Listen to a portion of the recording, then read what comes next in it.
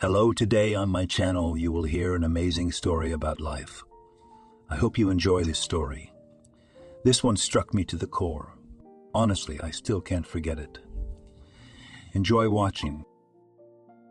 You need to get married, Cindy, my friend and colleague Sarah said with a sigh, shoveling mashed potatoes into a plastic bucket. But first, a torrid, heady affair. Lelka makes a good point, Selena remarked. At least the rest of your life will be normal. Well, what did you see with that monster? Bruises, covered with foundation cream, and the fact that you with Billy in your arms hid in the neighborhood. Of course, the dead are either good or nothing but the truth, finished Ariana, Cindy's classmate, in a deep voice. By the way, that's what the saying really sounds like. Cindy was organizing the leftover sausage, smoked fish, and chopped vegetables from her husband Lucy's 40th birthday memorial dinner into containers.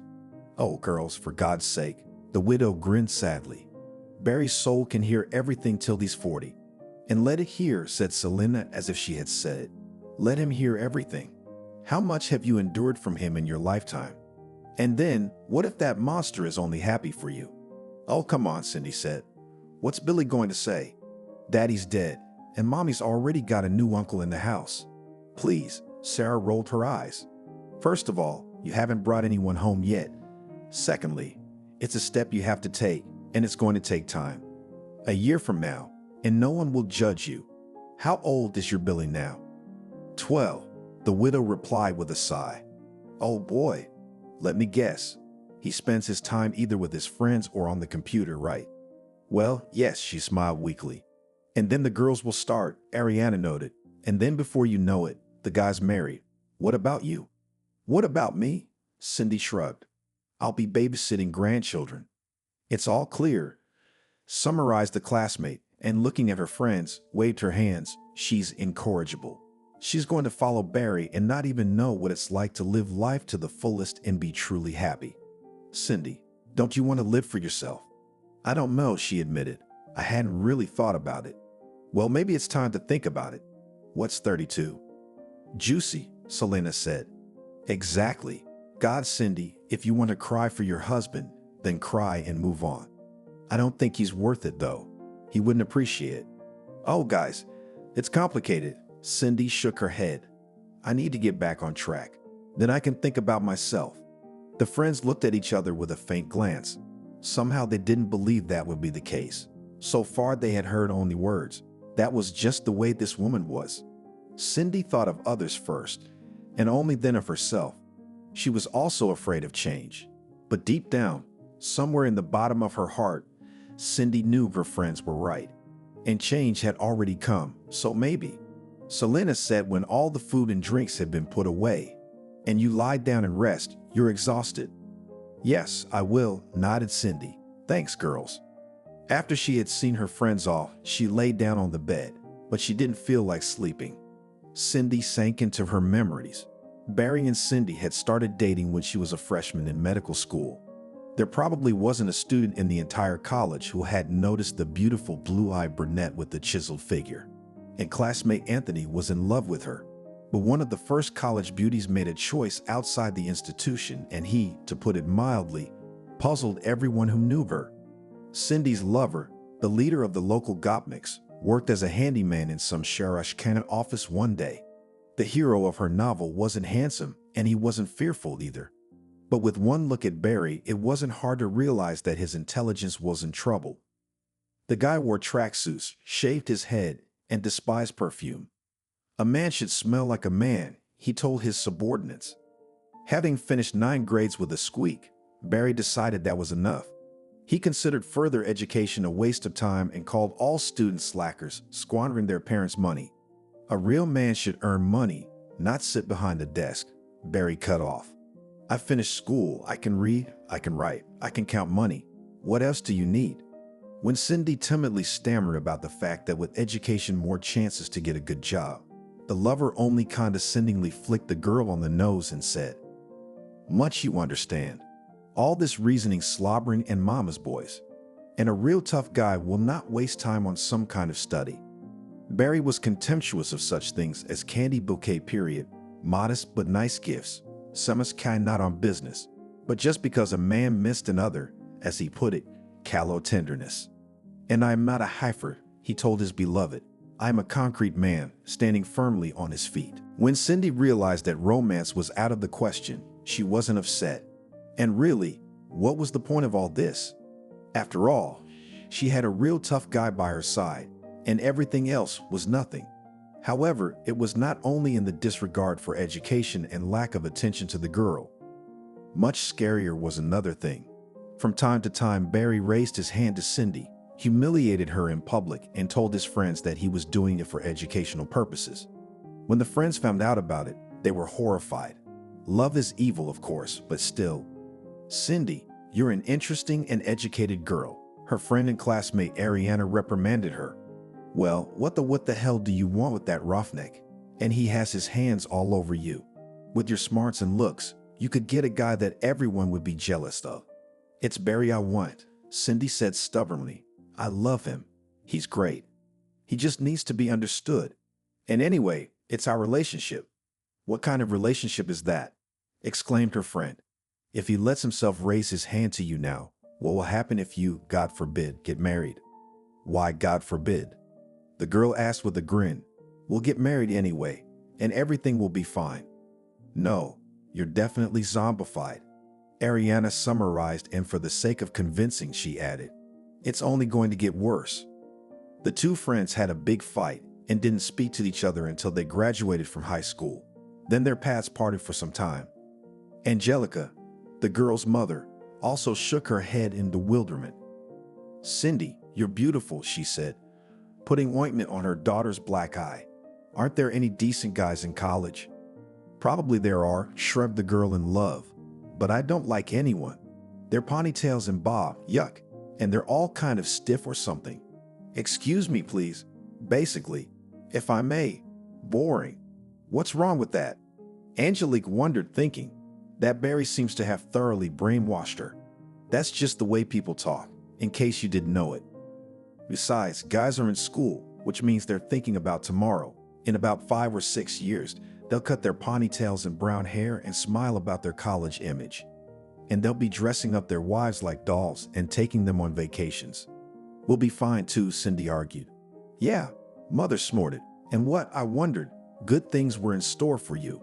Domestic violence and poverty, and mind you, they don't change. Unless you're 60, when you won't have the strength to swing your fists. But Cindy wasn't convinced by any reasonable arguments, especially since she had an ally in Barry's mother. A few years ago, Betty had married and bore her young husband a son and a daughter.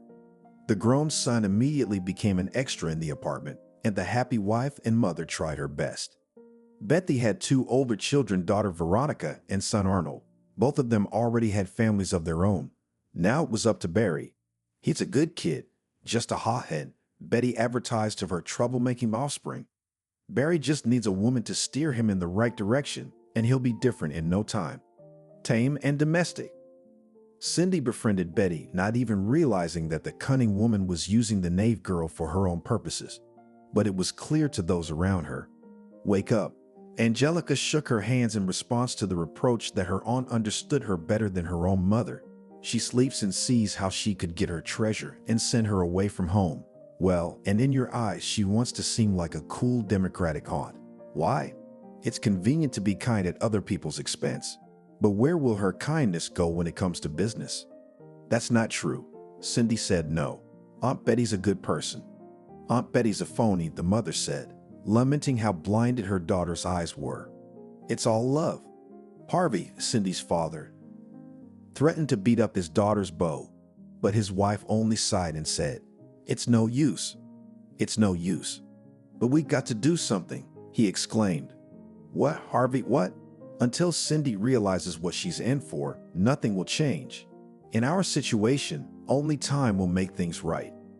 And it has, not the way Cindy's parents expected. One day, Angelica got a call from Betty saying they needed to talk. About what? The girl's mother asked calmly, but a bad feeling had already taken hold of her. Let's not talk on the phone, replied the parent of the hated Barry. Could you and Harvey come over at 7 o'clock? Well, all right. With Harvey, the poor woman pondered what that meant, but as it was, only one thought came to mind. and it was not a happy one. All right, why guess in vain? She finally decided. Angelica's worst fears were realized. When she and Harvey arrived at the Wesleys, the young ones were informed that Cindy was already 12 weeks pregnant. Angelica fearfully covered her mouth with the palm of her hand, and Betty said, "Tomorrow our babies are on their way to apply." "Oh my God," Angelica exclaimed. "That's what I was afraid of." I couldn't tell from the look on Harvey's face that he was excited about the prospect of becoming a father-in-law either. At least not for the next few years, and not to this man. What's wrong with that? Betty went on the offensive. You're marrying your daughter to a man from a respectable family. He doesn't mind marrying. Everything's honorable, as it should be among decent people. You're the decent one? Thought Angelique, but she said nothing. Only a scandal was not enough. He works, continued the loving mother. The family will be able to provide. Of course I can, Barry said. I'm a normal man. I understand. A normal man would never lay a hand on a woman, Harvey pointed out with an angry glare. He'll change, Betty said, poking her son in the side with her elbow. I'll change, he repeated obediently. Yes, but studying, the mother-in-law whispered. What about school? Betty snorted. No one suggests dropping out of school. Really? Angelica sarcastically exclaimed and turned to her daughter. Do you realize that your husband will not let you study? You will go on sabbatical leave, and something tells me that you will not come out of it. She will be transferred to the correspondence department, triumphantly declared the future sister-in-law. Remembering that, except for 9 grades of secondary school, Betty had not received any education, Angelica grinned.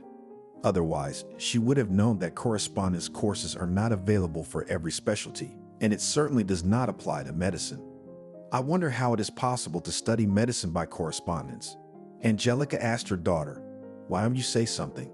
Enlighten Aunt Betty. Cindy sat with her head down. I'm not going to go into academia at all, she said. I'm going to go to classes and take care of the baby. Oh, you're a sweetheart. Her mother shook her hands. And how do you imagine it? Who's going to take care of the baby while you're at school? I, as you know, work. Then you can work all you want, Betty said. I'll take care of the baby. Angelica could hardly believe it, but being a smart woman, she preferred not to say anything. What was the use of letting her stilettos go? It would only turn her daughter against herself. Cindy needed a mother's support right now. It was clear that nothing good would come out of this marriage, but why kill the girl? It's wiser to save your strength for the future, and it will come in handy. I see that you have already decided everything, said Angelica. The woman had to do her best to keep her voice from sounding doomed, and she seemed to have succeeded. Well, Cindy, you can always count on Daddy and me. Yes, daughter, Harvey nodded. We'll always be there for you. Well, that's different, said Betty in a satisfied voice, and the future in-laws agreed to meet over the weekend to discuss the details of the upcoming marriage and to celebrate the engagement. And Mom was right, wasn't she? And so was everyone else. How many times had Cindy said that phrase to herself? 100, 1,000, or more? Alas, after the wedding, her life was not for the better. The bride's parents had insisted on celebrating the marriage in a cafe, but Betty had snorted dismissively. Why spend money when you can leave it to the young people to live on? A wedding can be celebrated at home. That's the way it's been done for centuries. The first day was celebrated at the groom's house, the second at the bride's house. When Cindy learned that the wedding party would be held at home, she was disappointed, but she didn't let on. Maybe it's for the best, she thought. After all, I'm pregnant, and I don't really need a noisy celebration in a pub. The girl realized that she was talking herself into it. After all, the wedding, which is a lot of young people, cannot be quiet and rank. But the main thing is that we love each other, Cindy summed up, and the argument seemed to her quite weighty. Cindy's health left much to be desired, and the cheapest and not too elegant dress, bought by Valerie, emphasized her interesting position. The happy groom now and then unceremoniously and without a hint of tenderness to the future baby grabbed Cindy's belly, and at the same time looked proudly and meaningfully at his friends. Look at me, I'm an eagle. Cindy was terribly unpleasant, but then she wrote it all off to nervousness, which is normal for a bride who is pregnant. The happy newlywed had been drinking himself to shreds and behaving outrageously. Barry squeezed the bride, and she, instead of making a remark to her new husband, smiled strangely, as if begging the guests to be more lenient. He kissed the lips of all the women present, sprinkling them with thick booze. And when the boyfriend of Elizabeth, Cindy's college friend, said that it was wrong to do that, he exclaimed indignantly, "Do you know who I am?" "I warned you," the young man said with an undercurrent of menace, and walked away, not wanting the conflict. At the end of the evening, the newlywed climbed up on the table, took off his jacket, and threw it on the floor, waving it vigorously in the air. "I married an awesome hottie today," he shouted. "I did it. I'm the coolest alpha male ever. Yo ho ho ho whoa." His friends whistled back so encouragingly that the guests' ears popped. Cindy wanted to cry. Barry, either accidentally or in a fit of emotion, kicked a vase of Olivier. The salad instantly landed on his father-in-law's new suit, who was standing nearby. Harvey's face turned purple with anger, but not to spoil his daughter's holiday. Though what was going on looked less like a party than anything else in the world. The father of the bride looked at Angelica and realized that his wife had obviously thought the same thing. This was not how they had envisioned their only daughter's wedding. Cindy looked at her parents and looked down at them. "Dreaming, you idiot, of a beautiful wedding." She mocked herself, enjoyed it.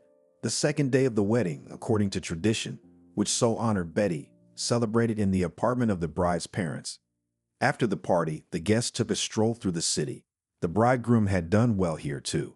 He walked with Cindy in his arms and shouted obscenities to the approving cackling of his gopnik friends. "It's nothing," Betty said soothingly. From now on, the mother-in-law would take a moment to make fun of him and calm down. "It's a wedding after all." "Yes," the daughter-in-law nodded with a forced smile. "I understand." She wanted so much to believe that what Betty had said was true and that everything would be all right.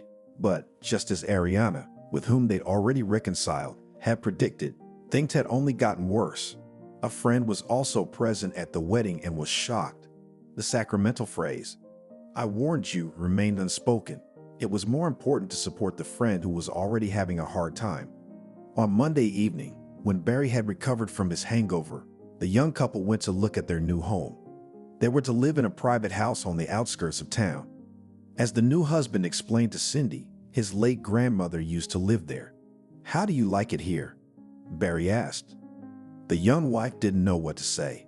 The impressive layer of dust and numerous cobwebs, to put it mildly, did not inspire enthusiasm.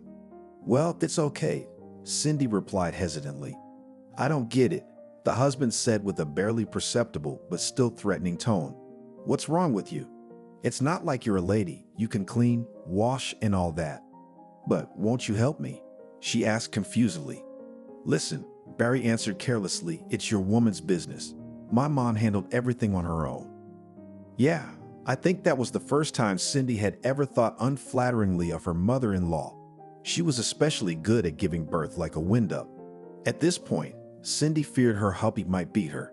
Judging by the look on Lucy's face, that was exactly what he intended to do. At least, that's what he was thinking of doing. Cindy knew the tone and the stare all too well, so she prudently decided to stay out of it.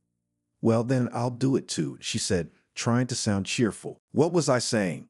Barry said in a patronizing tone. "No, of course I'll help you move cabinets, beds. I'm not a complete moron. I realize you need to keep our son safe." "Why a son?" the young woman asked with a smile. "What if we have a girl?" "Real men are born only sons," condescendingly said the husband. "That's it. I've shown you the work to be done." When they got back to the Weasley's house, Betty asked her daughter-in-law, "How do you like the house?" "It's a good house," Cindy nodded discreetly. "Oh my," her mother-in-law said smugly, "you'll have your own place. Imagine what would happen if you married some college kid." The daughter-in-law only shrugged her shoulders. "That's right, nothing good," Betty summed up in her favorite triumphant tone. "We be living in rented apartments, and with us everything will be fine. And the main thing is that Valerka loves you very much." Who knows, maybe Valerka really loved his wife, but it seems he kept it carefully hidden. A month without abuse seemed like a fairy tale to Cindy, except that every fairy tale, even the longest one, comes to an end sooner or later. One day, Cindy was late for college. She was studying for the winter session and had to spend a lot of time in the library. What the hell's a winter session? Barry snapped at her. There's nothing to eat at home, and she's in libraries. I made a whole pot of borscht yesterday, Cindy said. Also, a powerful blow to the forehead stopped her from finishing. The young woman didn't even realize what it was. She just felt a shower of sparks come out of her eyes. And when Cindy blinked, she saw her husband's angry face. More? He asked, frighteningly calm. No? Then go ahead and make me something quick. Cindy made scrambled eggs with lard, toast, and herbs. Barry, after eating his supper, was visibly relieved. Are you offended? He asked conciliatingly. You shouldn't be. You'll thank me for guiding you to the right path. It was only as he finished his admonition that Barry remembered that his pregnant wife hadn't had dinner. Look, Cindy, I ate all of it, okay? He asked. Well, you better make yourself something. You gotta eat well and all that.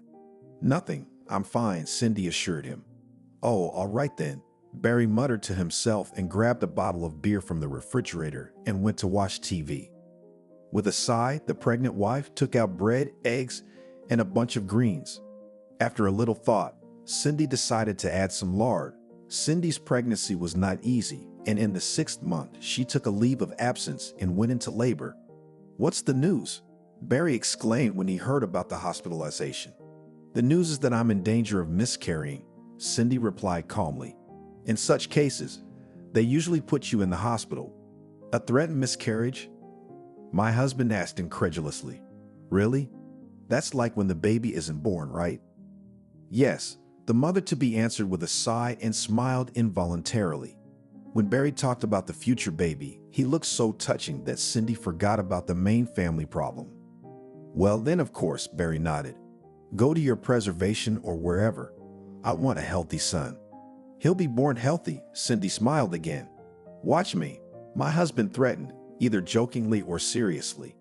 The month in the hospital was another favorable period in the young woman's life.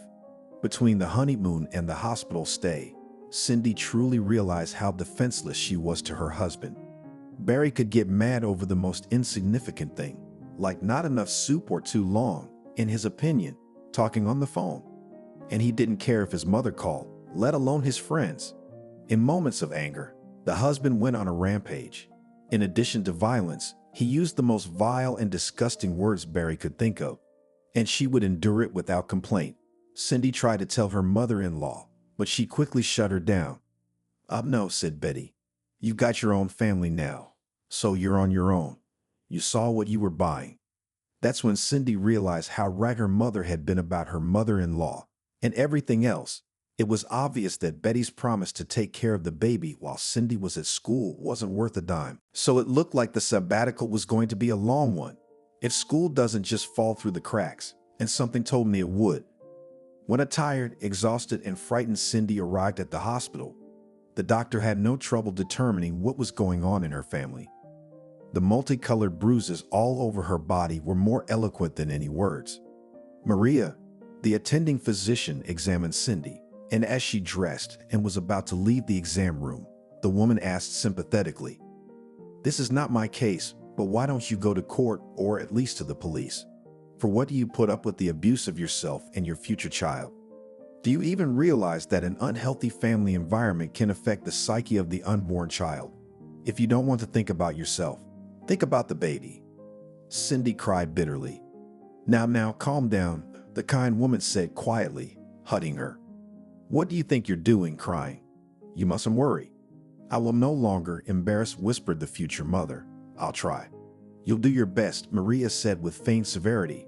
That's it, my good girl. Next." 2 weeks later, Cindy was discharged. Her parents picked her up from the hospital. "Why don't we go back to our place?" Angelica suggested it. Though tempted, Cindy declined.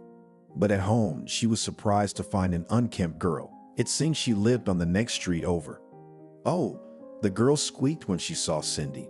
The young woman jumped out of the house and ran for her life. She walked at a brisk pace, greedily breathing in the February, almost spring air, while tears covered everything around her. Cindy wanted to call her parents, but changed her mind. No need to upset them. She reached the small public garden and sank down tiredly on a bench. Her cell phone rang. Ariana.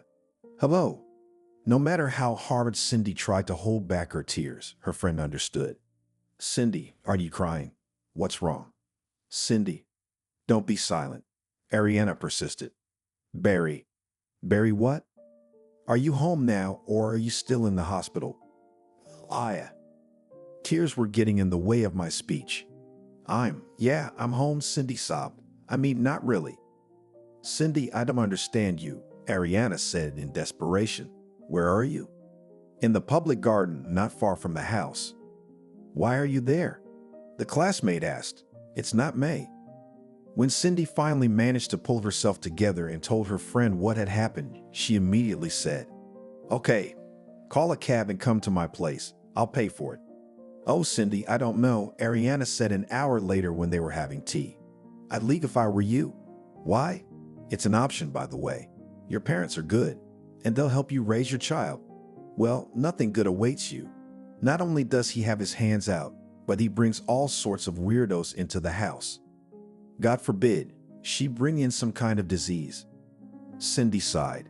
Easy to say, but hard to do. Though it seemed easy to pack her things, move back to her parents' house, and then file for divorce. But now she realized that domestic tyrants, it turns out, are excellent psychologists. They morally pressurize their victims, skillfully using both the stick, that is intimidation and threats, and carrot. Under the carrot should be understood as apologies and excuses. Say, I was tired, it was a hard day. When Barry apologized, he looked like a child who had done something wrong. His spouse's remorse seemed sincere, and Cindy felt sorry for him. Who's going to feel sorry for you? An inner voice whispered, certainly not him. There was nothing to say, but Cindy didn't do anything about it. Her parents would help, of course, she sighed. Yeah, maybe, but I'd hate to involve them. And frankly, I'm afraid of change. Well, as you know, Ariana shook her head and taking her friend's hand in hers added, but know that the doors of our apartment are always open to you. I know, Cindy said quietly, a tear rolling down her cheek. Thank you. Okay, you don't have to cry. Maybe you want to sleep. I'm always sleepy now, she said with a smile. Then go to bed, Ariana said and put her arm around her shoulders and took her to her room. Sleep is a great medicine in general, and tonight Mom promised to make fish pie. It'd be delicious. That afternoon, Cindy slept over at a classmate's house, and the next morning, her husband showed up. Barry apologized profusely and said they were made for each other. Eventually, Cindy went home with her husband. Billy was born on April 12th, Cosmonaut's Day. He's gonna be an astronaut, laughed Cindy's parents, and the newly minted young father said, holding the warm blue bundle in his hands. I'll make a real man out of him. You and me, Anne, we'll make such a mess. Betty smiled proudly. It seemed that this woman was about to swell with pride and burst like a soap bubble. Much to Cindy's displeasure, the gang of thugs was also here. Just like at the wedding, they made vulgar remarks, ignoring the staff. And when a doctor reprimanded them, one of the thugs responded, It's okay, Dad. Cindy's parents smiled, but her daughter realized how much effort it had cost them. Congratulations, said Angelica, handing the young parents a branded bag with rattles and a large package of diapers. Thank you, mother-in-law, cheerfully answered Barry. God forbid it's not the last time.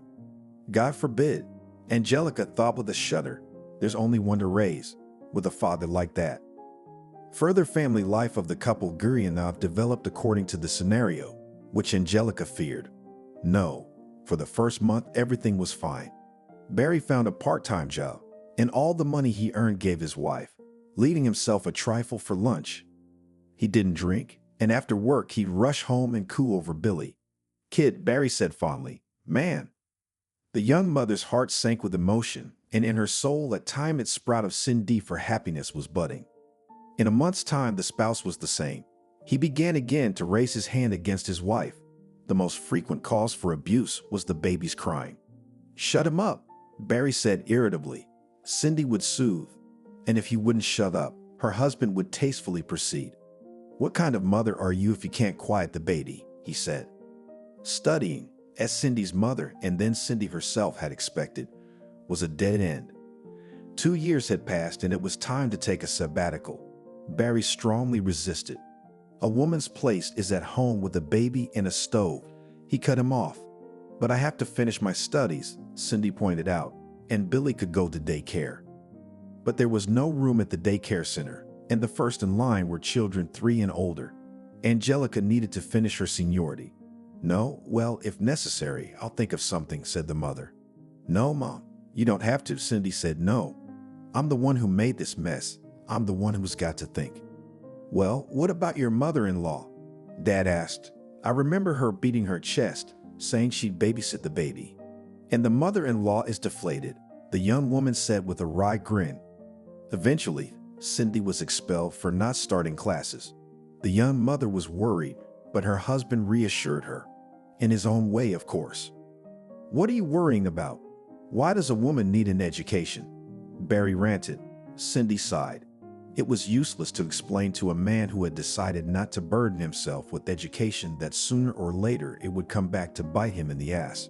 She recalled how she had been disappointed that she had not gotten into medical school after high school and had been advised to apply to college. And that's where Cindy got lucky. After medical school, she planned to try again to get into college. Guy, how many plans and ambitions were there? The young woman thought, and she wanted to howl with self-pity. Come on, everything is fine, cheerfully said the husband, clumsily kissing his wife on the forehead. I'll go to the boys. That's it, I'm gone. And he was gone. God, I'm such an idiot, thought Cindy once again. It looked like the dream of becoming a doctor would have to be buried under the rubble of routine and happiness. And was there ever any happiness? A year later, Billy went to kindergarten, and Harvey and Angelica suggested that their daughter enroll in a paid secretarial course. After a short consideration, Cindy agreed. As a married woman, she was ashamed to accept material help from her parents, but there was no way out. With the pennies Barry received and the children's allowance, she couldn't do much with it. But Cindy would get a job and the money would be easier to come by. When Barry found out his wife had enrolled in the course, he made a big fuss. You want to be a secretary? He yelled. You think I don't know what you're thinking? I don't know what you're talking about, Cindy said in a trembling voice. You know what you mean. Her husband raged and swung at her. Don't hit mommy, Billy shouted bravely, and that made the tyrant even more angry. You little puppy, he exclaimed indignantly. I'll have you now. But Cindy nimbly picked her son up and ran outside. I won't let anyone hurt you, she said, crying, and walked on her way. It's almost like that, but with Billy under my heart, Cindy thought bitterly as she remembered her return from the hospital. How far are we going? Cindy heard a vaguely familiar woman's voice and, realizing that she had almost knocked the young woman down, hurried to apologize. It's okay, it's no big deal, the woman smiled. How far are we in a hurry? No reason, she said, embarrassed. Daddy wanted to hit mommy and I didn't let him, like an adult, Billy replied. Good girl, mommy's protector is growing up, replied the woman and suddenly commanded. Come on, let's go to me. By the way, let's get acquainted. My name is Selena. Cindy, the young woman introduced herself with a smile. And my son's name is Billy. That's a good name, Selena said approvingly. And he's a great kid. Come on, let's go, let's go. Selena lived in the alley that led to the end of their street. I haven't seen you around here before, Cindy said thoughtfully. Maybe not, nodded the new acquaintance. I've been here a little over a month. My grandmother was buried 6 months ago, so I took the inheritance. There's that house.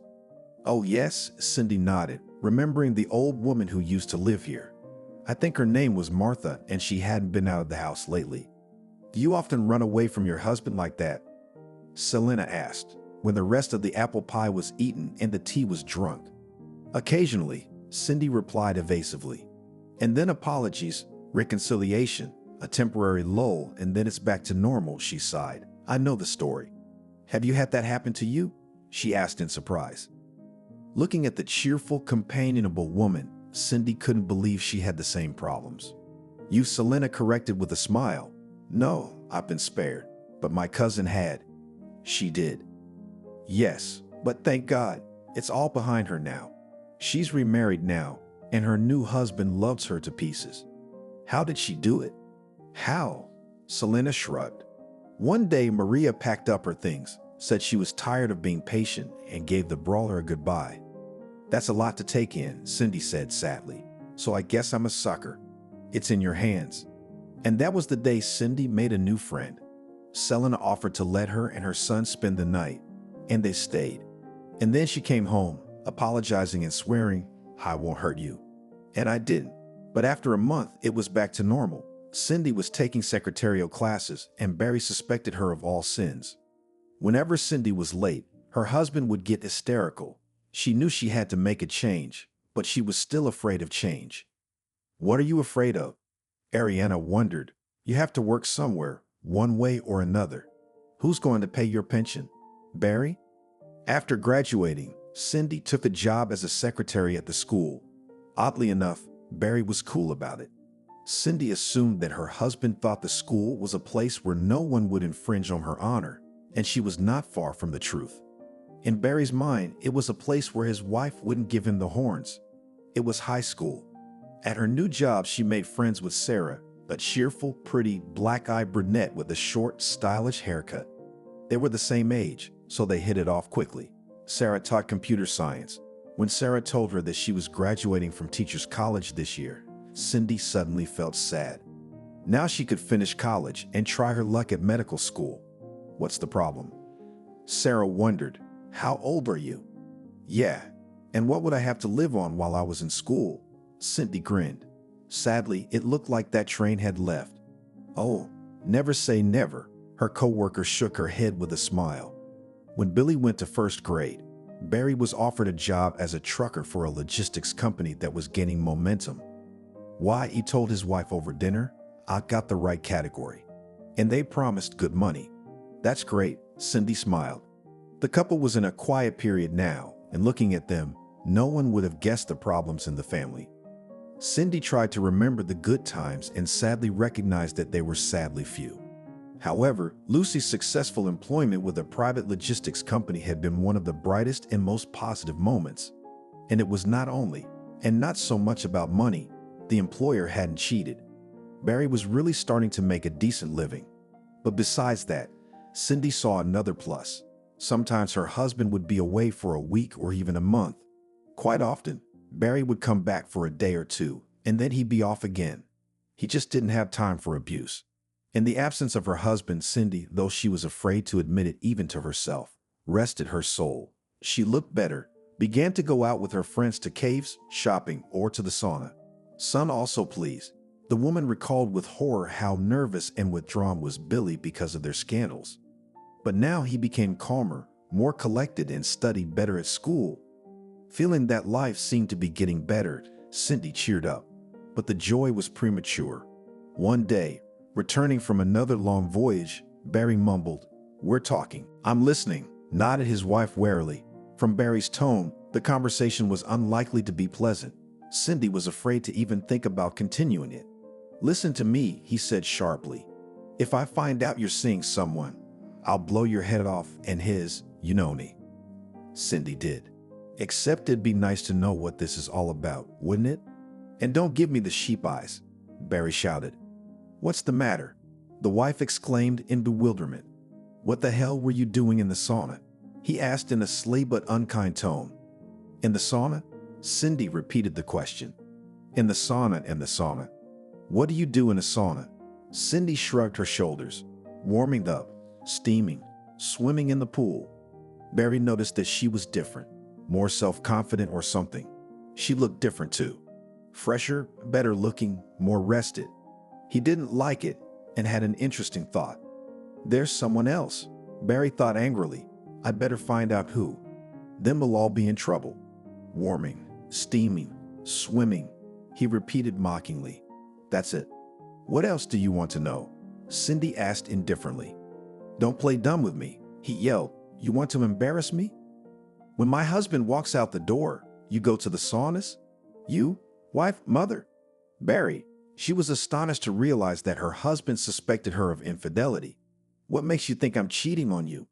"I was just told that you were in the sauna," Barry said in a confused voice, which was amusing. "So," Cindy snorted, "do you think they only do, naughty things in the sauna?" Well, he said, and his wife grinned mentally. I guess this is the kind of thing where they say the hat on the thief is on fire. It was strange that Barry didn't fight this time. It wasn't weird, Sarah said thoughtfully when Cindy told her co-worker about it. It's just that you're different now. You're prettier and, more importantly, more confident, so he didn't dare hit you. And you know what? Your abuser is afraid of losing you. Cindy was glad to hear that. Maybe there was a holiday coming up on her street too. Cindy returned from her lunch break and was taking her desk when she received a call from an unfamiliar number. Hello, we don't know your name, said the caller. Are you Barry's wife? Yes, that's correct, answered Cindy. I'm sorry, but your husband was killed in a car accident. Would you be able to come down for a lineup? Yes, of course, she replied, and suddenly a pair of golden red goosebumps flickered in front of her eyes. Must be the pressure. Cindy grimaced and rubbed her temples. The principal came into the waiting room. Are you all right? Boris Mikhailovich asked, looking at her intently. Yes, no, my husband died. At her husband's funeral, Cindy had mixed feelings. She was truly sorry for Lucy, who had died in the prime of life, but listening to herself, she realized that she did not feel deep sorrow as befitted a widow. Apparently, my love has burned out, the widow decided. Cindy tried to cry at least for the sake of decency, but no matter how hard she tried, she couldn't squeeze out a tear. She looked at her son. Billy was as serious as ever, and he wasn't crying either. The mother-in-law walked up to them. If Cindy hadn't known it was her, she never would have believed it. Betty was graying, her face was completely white, and there were deep creases in the corners of her mouth. How are you? Cindy asked sympathetically, intending to hug Betty. She's still asking. Her mother-in-law roared, her voice sounding frightening. Aren't you ashamed of yourself? You're the one who drove him into the coffin. What are you talking about? Cindy was stunned. I'm telling you what I know. If it wasn't for you, he wouldn't have gotten that damn job. You're the one who couldn't get enough money. Damn you! Damn you! Damn you! Screamed the inconsolable mother. Billy blocked his mother with himself and said bravely, It's not true. Mom, calm down, son, Arnold reassured Betty. Cindy, for God's sake. I'm sorry. You realize? Yes, of course, she nodded. Of course I do. Arnold and some other guy took the sobbing woman away, and Cindy clung to Pasha and whispered, My protector. And then she let the tears flow. A couple days later, Cindy called Betty. Cindy, she said in a muffled voice, I'm sorry. I didn't know what I was saying. And I'm sorry about Barry too. He's been a pain in the ass.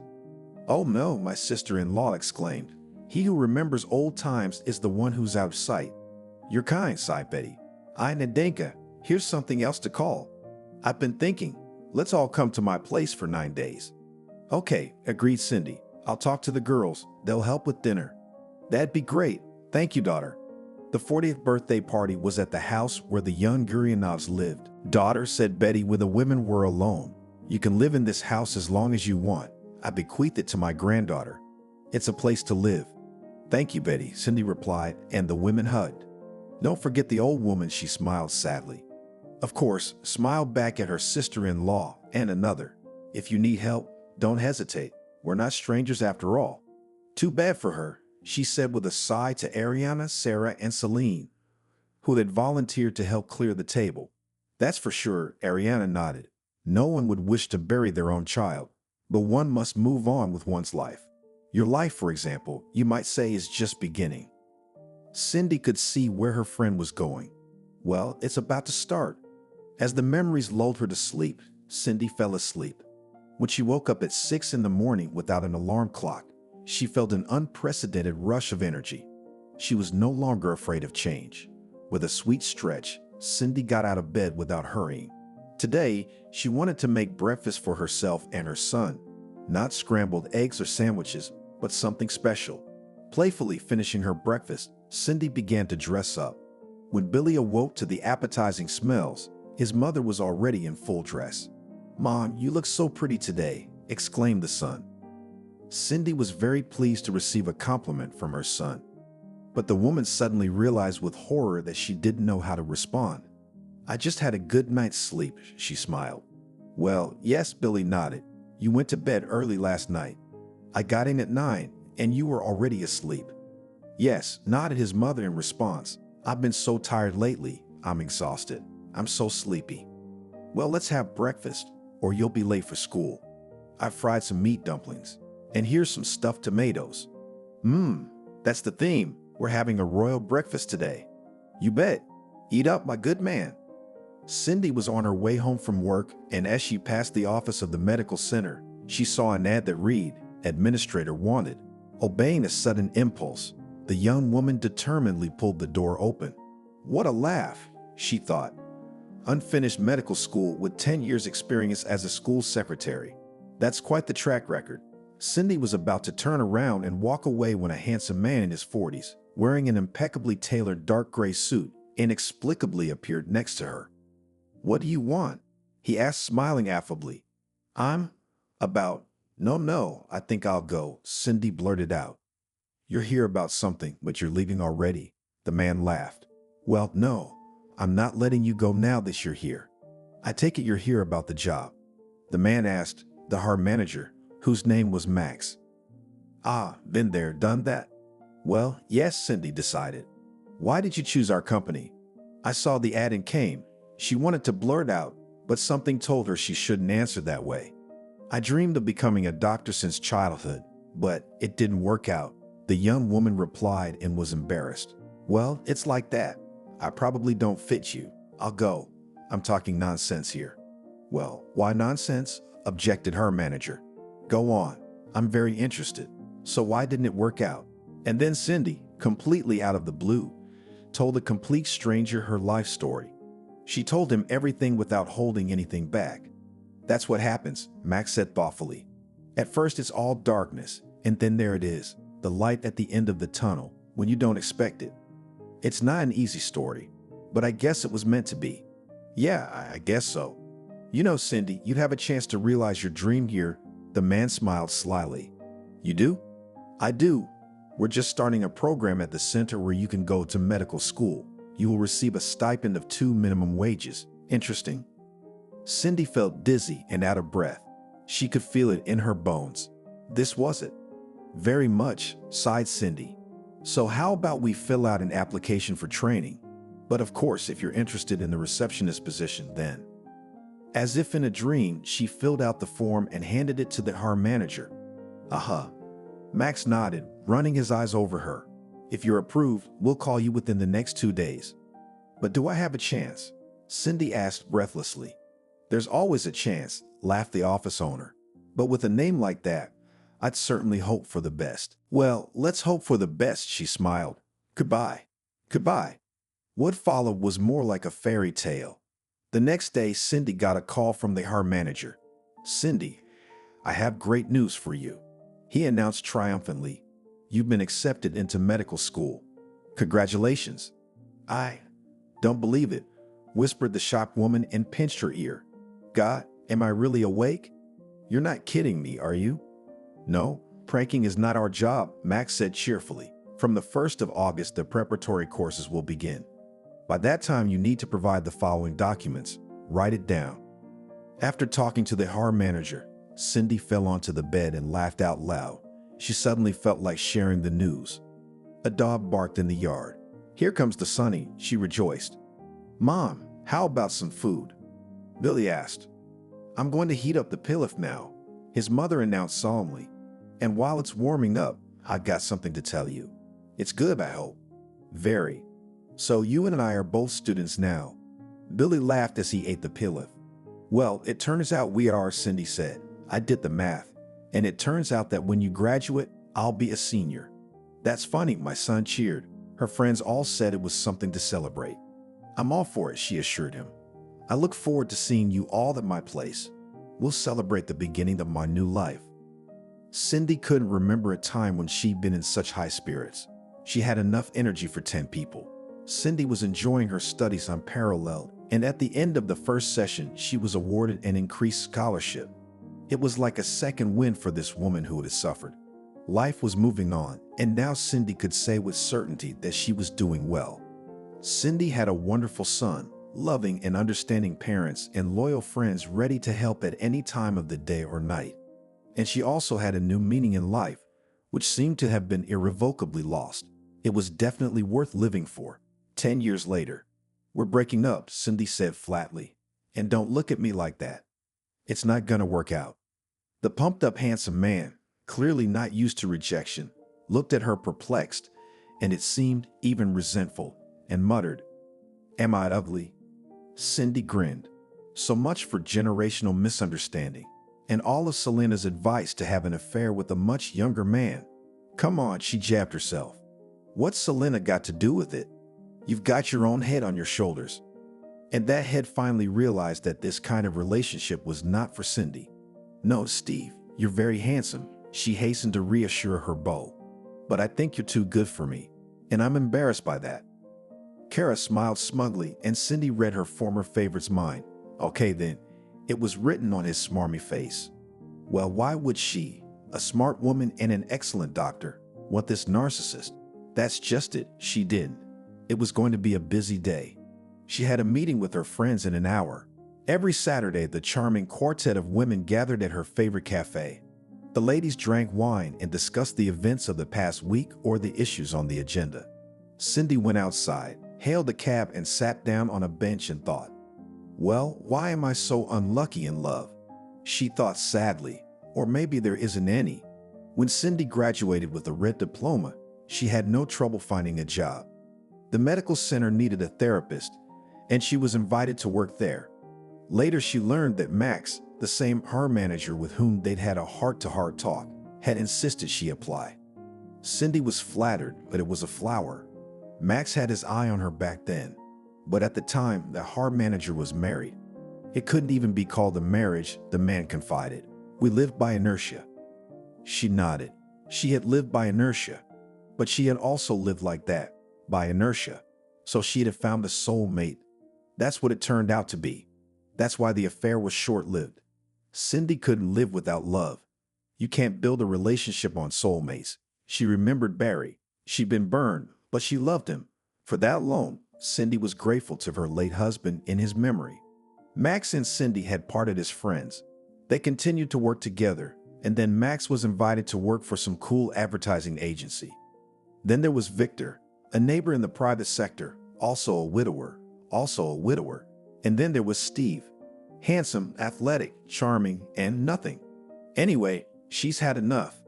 I have a job I love, loyal girlfriends, a great son, Cindy thought. That's more than enough to enjoy life. When Cindy entered the cafe, all her friends were already there. You're late today, Sarah said. The young lover must have held you up, Selena suggested with an innocent smile. He did, Cindy countered. It took forever for him to realize I was giving him my resignation. What? You blew Steve off? Ariana's head snapped up. Is he the center of the world? She grinned. Actually, Steve is the same age as my son, and I'm embarrassed by that. And you told him that? I did, Cindy nodded. I explained my embarrassment by saying that Kira was supposedly too good for me. Before she could finish, her friends burst out laughing. Yeah, Sarah laughed. You're very self-critical. Cindy finished her glass of wine and said, Okay, girls, it's nice to be with you, but I got to go. What's wrong? Selena asked. Don't tell me you're in a hurry to go on a date with the man of your dreams for whom you gave Steve your resignation. Oh, guys. Cindy rolled her eyes theatrically. Are you guys thinking about something else for a change? We're worried about you, aren't we? The friend said. Thank you very much, she bowed jokingly and then added seriously. But today I finally realized that these affairs are not for me, and neither is love. Well, now I'm leaving you. Tomorrow I have a meeting with the most beloved man in the world, so I have a lot of preparations to make. Lingerie candles, Sarah winked understandingly. Yeah, Cindy grinned. I'll have to bake his favorite liver pies. Billy's coming, Selena guessed, remembering his love of baked liver pies. And not alone, she smiled. Billy's coming with a girl. Good for you, Godson, Ariana said approvingly.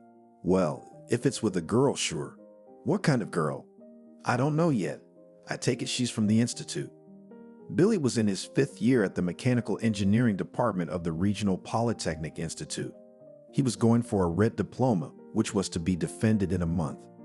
Billy studied a lot, but it did not interfere with the personal life of the charming blue-eyed brunette. Cindy was proud to say that Billy was like her. Mother and son were similar not only in appearance, but also in character. The most important and obvious similarity was the eagerness to study, the desire to learn new things and as a result, to develop. But the loving mother had one more parallel to draw. This parallel was personal life. About the personal life of Billy, a student of mechanical engineering faculty, there were the most incredible rumors. The tall and handsome brunette liked not only female students, but also graduate students and young female teachers. At the same time, no one had ever seen Billy with a girl, and this gave rise to a lot of rumors. Some said that Wesley was an Alfonso. They said that Billy had been seen with a beautiful, well-dressed woman who was about 20 years older than him. When Billy showed one of his classmates a photo of him with his mother, the legend was all that was left. The beautiful, well-dressed woman was Cindy. But the people did not rest on this, and after a while rumors of his unconventional orientation. Soon everyone was convinced that this is not true. The future promising engineer's girlfriend turned out to be Juliana, the institute's barmaid. And what did he find in her? Whispered students, hurt by the fact that the blue-eyed handsome man ignored them in favor of some barmaid. Only Sarah, Billy's classmate, had thought to put the question differently. Maybe she had found it, not him? The shrewd girl was not far from the truth. Julian had a pretty doll face, a seductive shape, and a desire to marry. A rich one, if only. The girl was sure that her virtues were enough for that. But the barmaid, who did not suffer from excessive intelligence, did not think that life is much more complicated than she thought. Once Juliana worked as a waitress in a cafe, and there she drew the attention of a respectable gentleman, which people called daddies. In anticipation of a beautiful life, the girl quit the cafe. And 3 months later, Mickey, as the name of the sponsor, found another shallow hunter for easy money. Left without a job and a rich daddy, Julian became despondent. But then it hit her. We should go out hunting, she thought cheerfully. Julian now realized that the age-old daddy was a temporary option anyway. No, yet one should look for an object for a permanent relationship, and in the long run for a strong and happy marriage. Therefore, the best place for hunting was a cafe where the golden youth hung out. The girl had some money left, enough to sit in an elite institution with taste. And if she was lucky, she wouldn't have to spend it. Juliana went to the hairdresser, chose the best dress bought by her daddy, and went in search of prey. 15 minutes later, she was approached by a handsome, expensively dressed major, whose name was Harry. The young people got to talking. Julian was ashamed to admit that she had nothing to do with the golden youth and had quit their cafe not long ago. And the reason for the dismissal? Not thinking long, the girl said that her father is the general director of the company and her mother is the manager. I see, family business. What kind of company? Harry asked with interest. Ah, well, so it's not here, but Julian found herself. The girl was not modest about her education either. She told her new acquaintance that she studied at the university at the Faculty of Economics. Respectfully stretched out the guy. An economist, then. Yes, Julian smiled disarmingly and thought that in a way she was. The young men began dating. Harry turned out not to be some kind of major slacker, but an aspiring entrepreneur. He had a small company producing plastic windows. Harry gave the girl flowers and boxes of expensive chocolates. And one day the guy told Julian that he wanted to meet her parents. The girl didn't know whether to laugh or cry. For once, Juliana met a wealthy young man, and she could not even introduce Harry to her family. All because of her lies. Julian's parents had nothing to do with business. Her father was a construction worker and her mother was a supermarket clerk. And my parents are away right now, Julian replied. That's too bad, the boy replied. For how long? A month and a half to 2 months. You know what? Then I'll introduce you to my parents. Really? Julian was embarrassed. Well, why not? The meeting with Harry's parents took place on Saturday, and it was unforgettable. On the occasion of such an important event, Julian wore a little black dress, which was also donated by a former sponsor. I remember that at the time she was surprised that such a simple-looking dress cost a lot of money. Remember, it's called noble simplicity, Mickey said instructively. And it cost a lot of money, a lot more than brightness and glitter. Julian thought this dress would be a great way to meet the parents of a young rich man. She chose boat shoes and a clutch, unencumbered with decorations, and did her makeup in nude colors. Julian was sure that the noble simplicity would be appreciated. "Come in, don't be shy," Harry said cordially. He took the girl by the hand and led her into the hall, where the guy's parents and a fancy table were waiting for them. "Mom, Dad," said the boy solemnly, "meet Julianne. This is Julianne, my girlfriend." Seeing Harry's father, Juliana automatically backed away. In front of her was Mickey, her ex-daddy. He was staring at Julianne, and she thought he was going to say something mean. But nothing of the sort happened. Harry's father, as if nothing had happened, greeted the girl, introduced himself, and then introduced his wife. Lucy was a beautiful, slender, and sophisticated woman. What do these daddies lack? Thought Julian involuntarily at the sight of the mature beauty. Oh yes, and she thought that such embarrassments happen only in the movies. "Julian, what do you do?" Lucy asked with a smile. The girl's tongue stuck to the sky, and it was incredibly difficult to lie in the presence of a person who knew the whole truth about her. "And Julian is an economics student," Harry answered for her. "Really?" smirked Mickey. It was unlikely that his wife and son noticed the smirk. And if they did, so what? They didn't realize anything anyway. I wonder if they realized the antics of the father of the family. Giggled Julianne to herself. "Good girl," praised Lucy. "Who are your parents, if it's no secret?" The girl remained silent, and Harry, writing it off to her excitement, came to the rescue again. Julianne's parents have a firm in St. Petersburg. Even so, the head of the family nodded ironically. More than anything else in the world, the girl wanted to run away from this house. She scolded herself. "Now I have to think of a way to get out of here. It's a shame, of course, but Mickey won't let us be together. And what to do with businessmen parents?" Hearing the smartphone tinkle, notifying the owner of a messenger message, Julianne apologized. "Probably the parents," she said. Nothing," Lucy nodded understandingly. The message was sent from a familiar, though already deleted, number. "If you don't want to get in trouble, get out of here and quick." "I don't want you here," read Julianne. The abundance of exclamation marks clearly indicated that her visit had excited Mickey beyond belief. "Okay, whatever you say," Julianne thought with a chuckle. "I didn't really feel like it." "You'll have to excuse me, but I have to run," Julianne said with regret in her voice. "So soon?"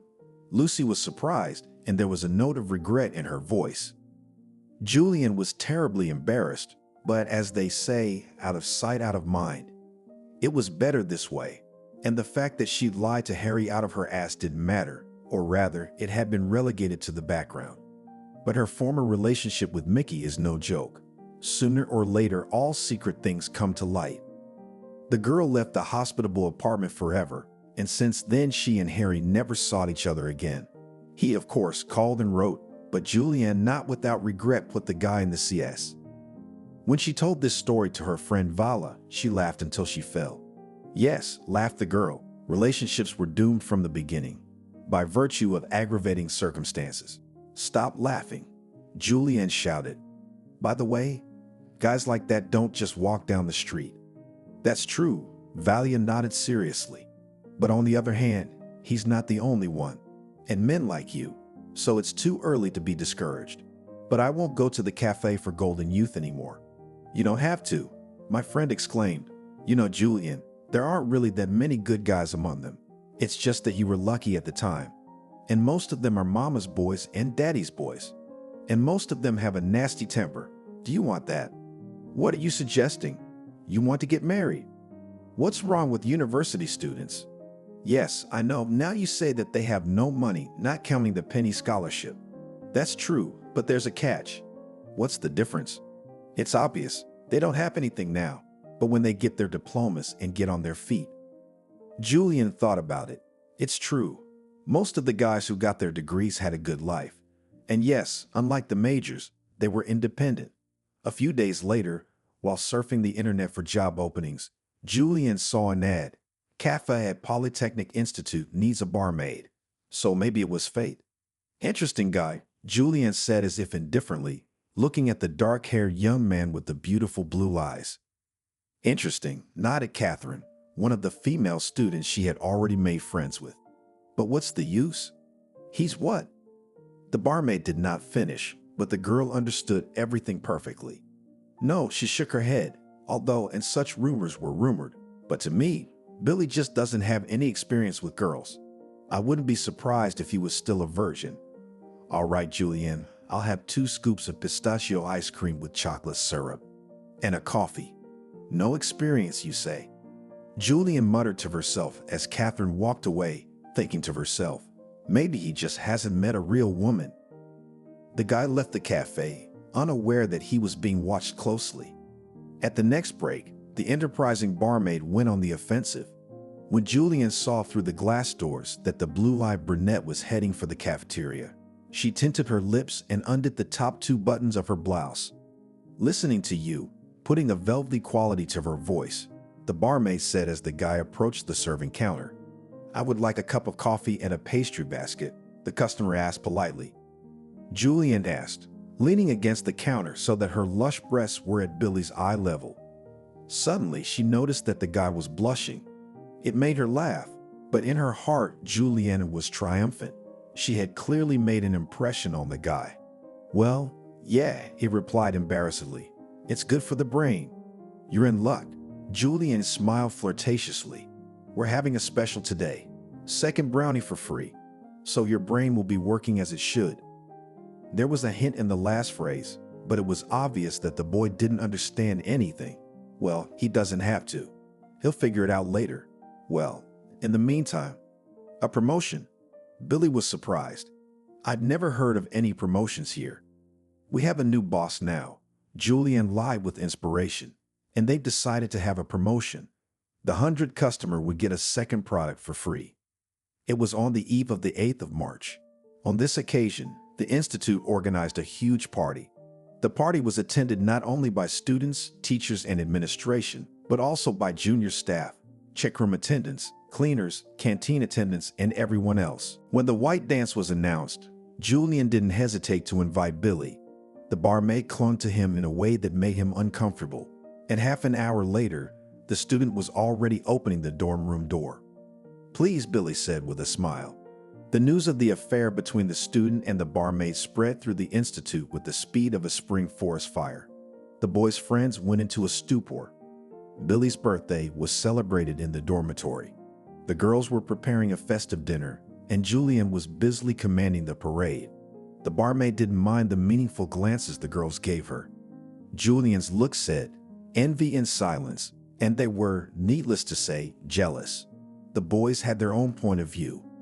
What are you doing, Packhand? Evan asked perplexedly when the guys went out for a smoke. It was just an option for a couple of nights. Billy shrugged philosophically. Whatever, Stephen grinned. You can tell a bird by its flight. Guys, no offense, Weasley said firmly, but my personal life is my business, and Julian is my choice.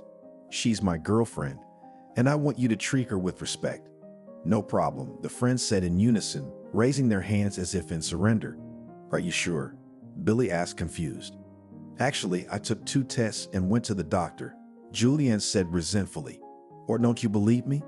No, I don't. Billy hastened to reassure her. Well, if that's the case, let's go to my place.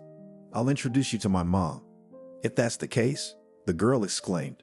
You mean if I wasn't pregnant, you wouldn't introduce me to your mom? Julian, don't twist things around, the guy grumbled. Frankly, Julian's pregnancy was a no-brainer right now. He was about to defend his diploma. Billy didn't get enough sleep, and his beloved was throwing tantrums on the spot. However, he realized that the child was not to blame. Billy was far from denying paternity. He would marry Julian, as an honest man should. Billy suddenly thought of his mother. When he was a boy, he had heard Grandma Betty and his father say more than once that his mother had tied the baby down and should be grateful to them for covering up the sin.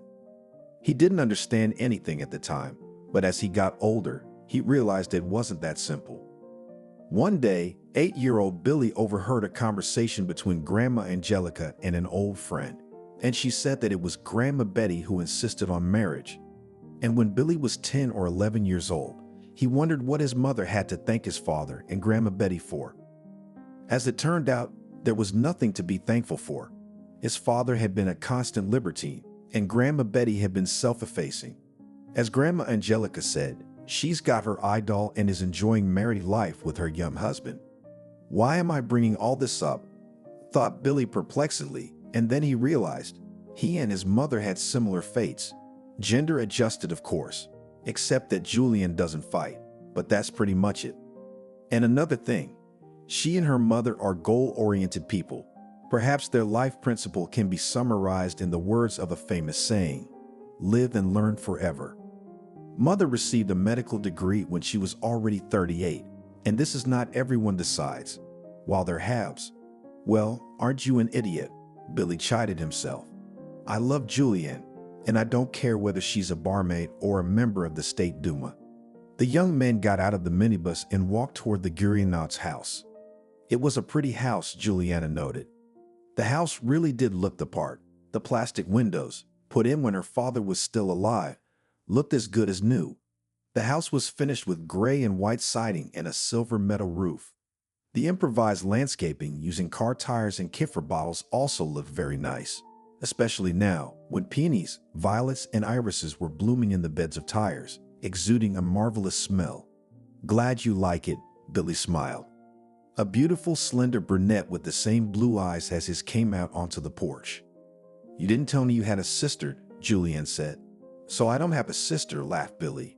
Meet my mom, Cindy. Come on, Cindy, the woman grinned. I'm not that old yet. Just call me Cindy. How young she is, Julianne thought enviously. Or maybe she just had an early birth. Julianne, what do you do? Cindy asked, and she grinned. She was immediately reminded of another acquaintance. I'm a barmaid, she answered, looking at her potential mother-in-law defiantly. A barmaid? But Billy told me you were from college. I am from the Institute. I work there as a barmaid. What's wrong? Not good enough. Julianne, I don't think I've done anything to offend you, Cindy said. And no, I have nothing against barmaids. I married a handyman as a student, so. Mom, don't mind me, my son intervened. Julianne's just nervous. It's normal in her condition. Hormones, you know. Oh my God, Cindy burst out. Guys, you have to warn me. What difference would it have made? The girl squinted. Julianne, why are you being so hard on yourself? Of course, it wouldn't have changed anything. But this isn't about buying a dog, is it? And by the way, I'm a doctor, and I know a lot of specialists. Good specialists. No thanks, she shook her head. We in the regional center with this problem is not. Well, as you know. She doesn't sound sincere, Cindy told her friends. Oh, I can feel it in my heart that this isn't gonna end well. Can't Billy see past his own nose? Cindy, Ariana said mockingly. Doesn't this remind you of anything? Imagine it does, she exclaimed. Is that a reason to let your son get involved with who knows who? I'm pretty sure that that woman's got Billy wrapped around her finger. I don't mean that in a reproachful way. It's just that you know that when you're in love, you think, this is the only person I'll ever be happy with. Isn't that right? Yes, Cindy nodded sadly. So what do we do now? What? Selena hummed cheerfully. You need a man. Who's talking about what? And she's right. Ariana and Sarah said it together. Oh, come on.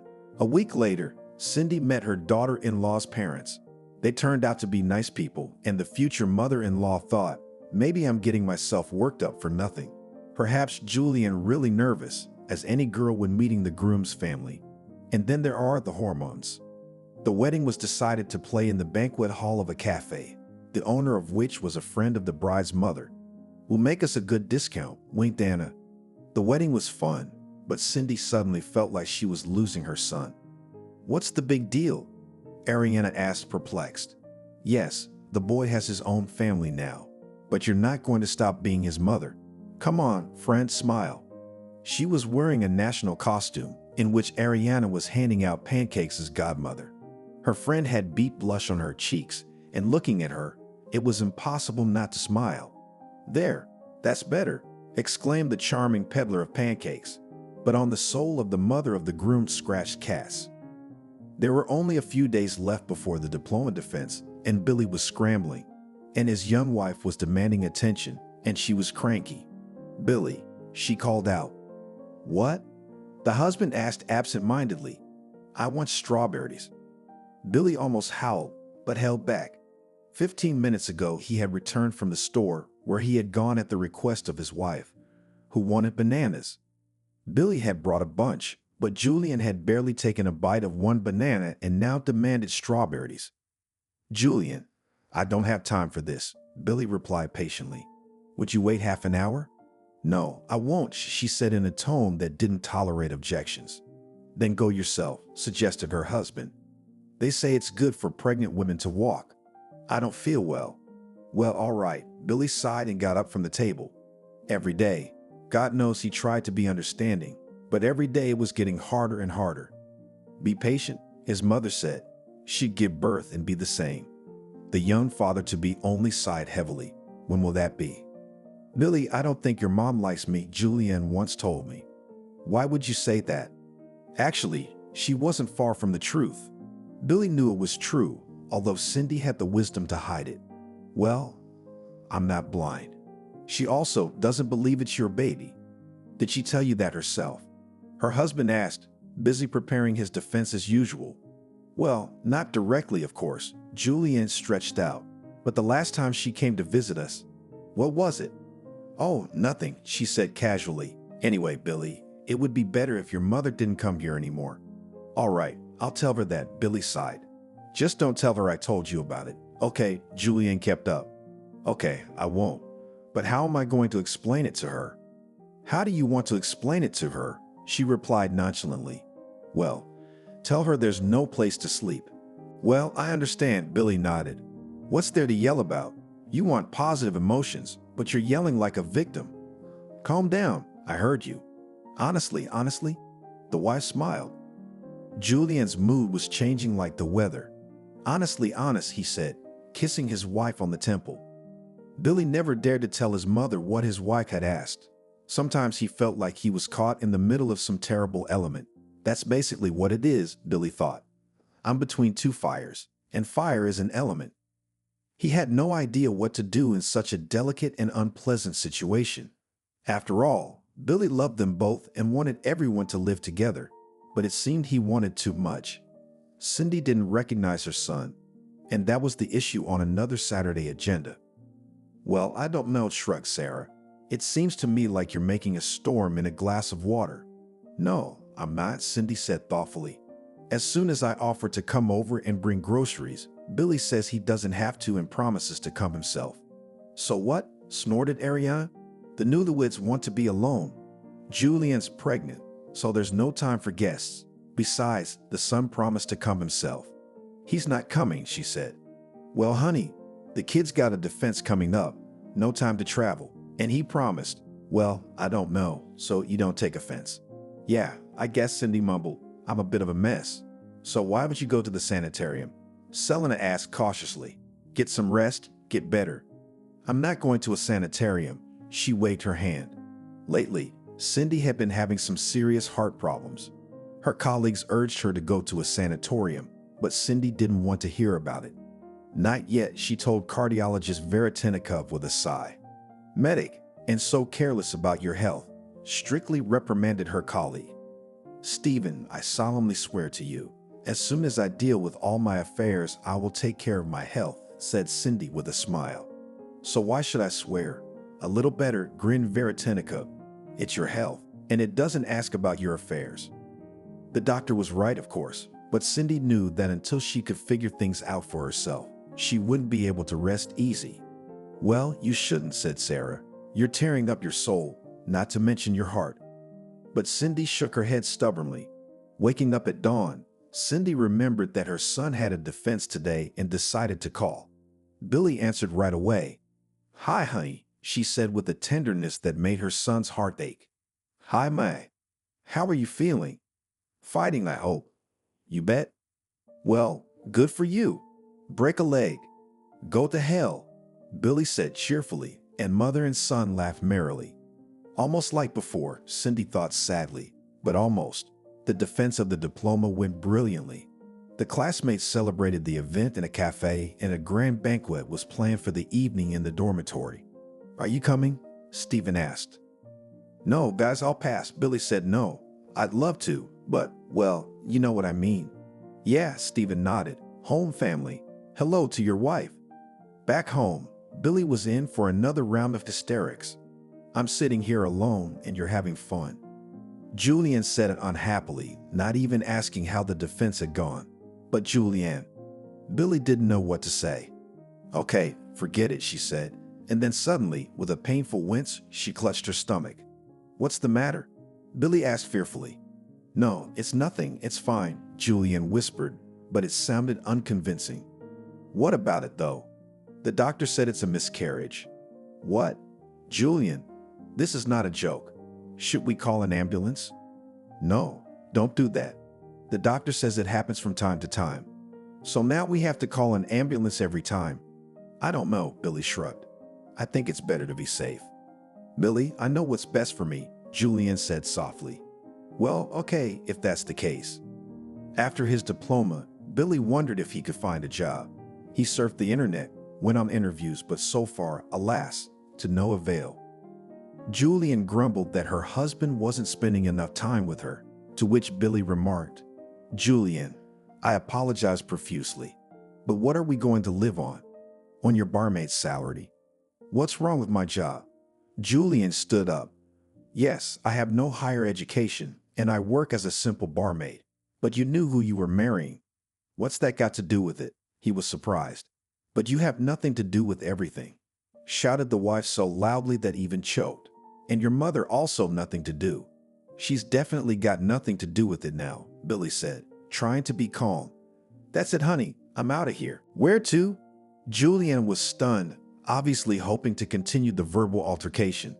Billy even began to suspect that she was enjoying these skirmishes. "To the interview." He cut off and left the apartment. Missed again, Billy thought dejectedly. Another failed job interview. It was all about the same lack of work experience. Except where to get it? He made his way to the public garden and looked over at the pub. His mother had given him some money in honor of his diploma, so Billy could afford to drink with grief. And not only that, he was already finishing a mug of cold and wildly tasty beer when Julianne called. "Well, I understand," Billy nodded. "What's there to yell about? You want positive emotions, but you're yelling like a victim." "Calm down, I heard you." Honestly," the wife smiled. Julian's mood was changing like the weather. "Honestly honest," he said, kissing his wife on the temple. Billy never dared to tell his mother what his wife had asked. Sometimes he felt like he was caught in the middle of some terrible element. That's basically what it is, Billy thought. I'm between two fires, and fire is an element. He had no idea what to do in such a delicate and unpleasant situation. After all, Billy loved them both and wanted everyone to live together, but it seemed he wanted too much. Cindy didn't recognize her son, and that was the issue on another Saturday agenda. "Well, I don't know," shrugged Sarah. "It seems to me like you're making a storm in a glass of water." "No, I'm not," Cindy said thoughtfully. "As soon as I offer to come over and bring groceries, Billy says he doesn't have to and promises to come himself." "So what?" snorted Ariana. "The newlyweds want to be alone. Julian's pregnant, so there's no time for guests. Besides, the son promised to come himself." "He's not coming," she said. "Well, honey, the kid's got a defense coming up, no time to travel, and he promised." "Well, I don't know, so you don't take offense." "Yeah, I guess," Cindy mumbled. "I'm a bit of a mess. So why would you go to the sanitarium?" Selena asked cautiously. "Get some rest, get better." "I'm not going to a sanitarium." She waved her hand. Lately, Cindy had been having some serious heart problems. Her colleagues urged her to go to a sanatorium, but Cindy didn't want to hear about it. "Not yet," she told cardiologist Veretinikov with a sigh. "Medic, and so careless about your health," strictly reprimanded her colleague. "Stephen, I solemnly swear to you, as soon as I deal with all my affairs, I will take care of my health," said Cindy with a smile. "So why should I swear?" A little better, grinned Veretinikov. "It's your health, and it doesn't ask about your affairs." The doctor was right, of course, but Cindy knew that until she could figure things out for herself, she wouldn't be able to rest easy. "Well, you shouldn't," said Sarah. "You're tearing up your soul, not to mention your heart." But Cindy shook her head stubbornly. Waking up at dawn, Cindy remembered that her son had a defense today and decided to call. Billy answered right away. "Hi, honey," she said with a tenderness that made her son's heart ache. "Hi, May. How are you feeling?" "Fighting, I hope." "You bet." "Well, good for you. Break a leg." "Go to hell," Billy said cheerfully, and mother and son laughed merrily. Almost like before, Cindy thought sadly, but almost. The defense of the diploma went brilliantly. The classmates celebrated the event in a cafe, and a grand banquet was planned for the evening in the dormitory. "Are you coming?" Stephen asked. "No, guys, I'll pass." Billy said no. "I'd love to, but, well, you know what I mean." "Yeah," Stephen nodded. "Home family. Hello to your wife." Back home, Billy was in for another round of hysterics. "I'm sitting here alone and you're having fun." Julian said it unhappily, not even asking how the defense had gone. "But Julianne." Billy didn't know what to say. "Okay, forget it," she said, and then suddenly, with a painful wince, she clutched her stomach. "What's the matter?" Billy asked fearfully. "No, it's nothing, it's fine," Julian whispered, but it sounded unconvincing. "What about it, though?" "The doctor said it's a miscarriage." "What?" "Julian, this is not a joke. Should we call an ambulance?" "No, don't do that. The doctor says it happens from time to time." "So now we have to call an ambulance every time?" "I don't know," Billy shrugged. "I think it's better to be safe." "Billy, I know what's best for me," Julian said softly.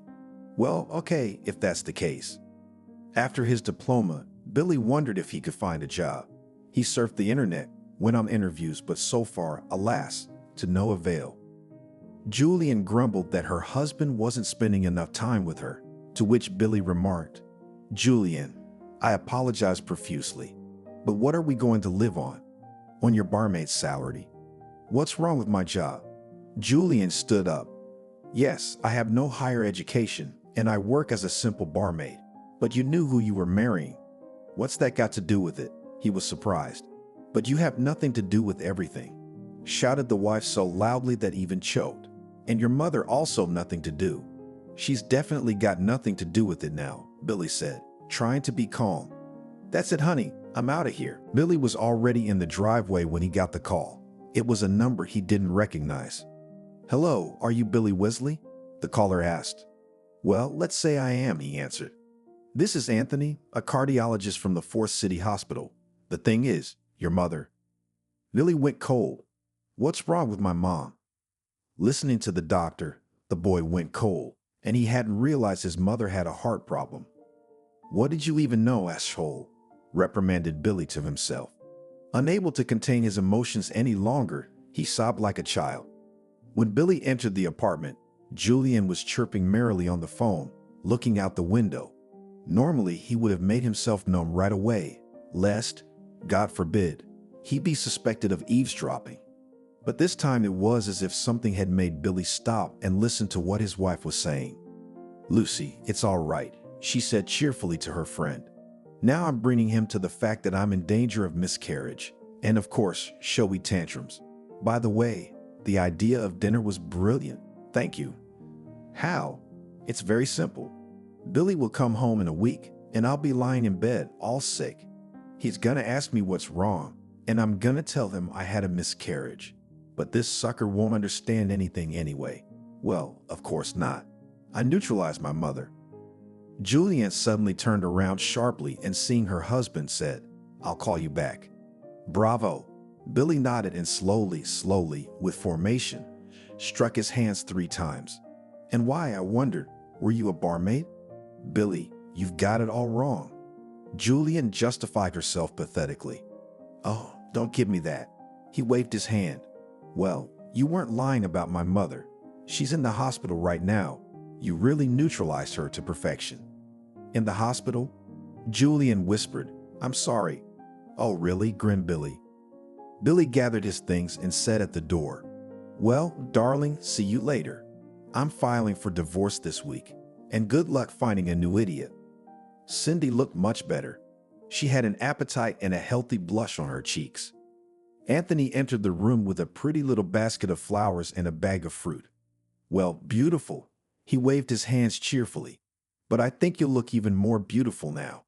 If, of course, it is possible." "And what will happen?" the patient asked with a smile. "Now you will see." Anthony answered and turned to someone standing in the corridor. "Please, may I?" Shyly asked painfully familiar and so dear voice. "Mom, I'm sorry.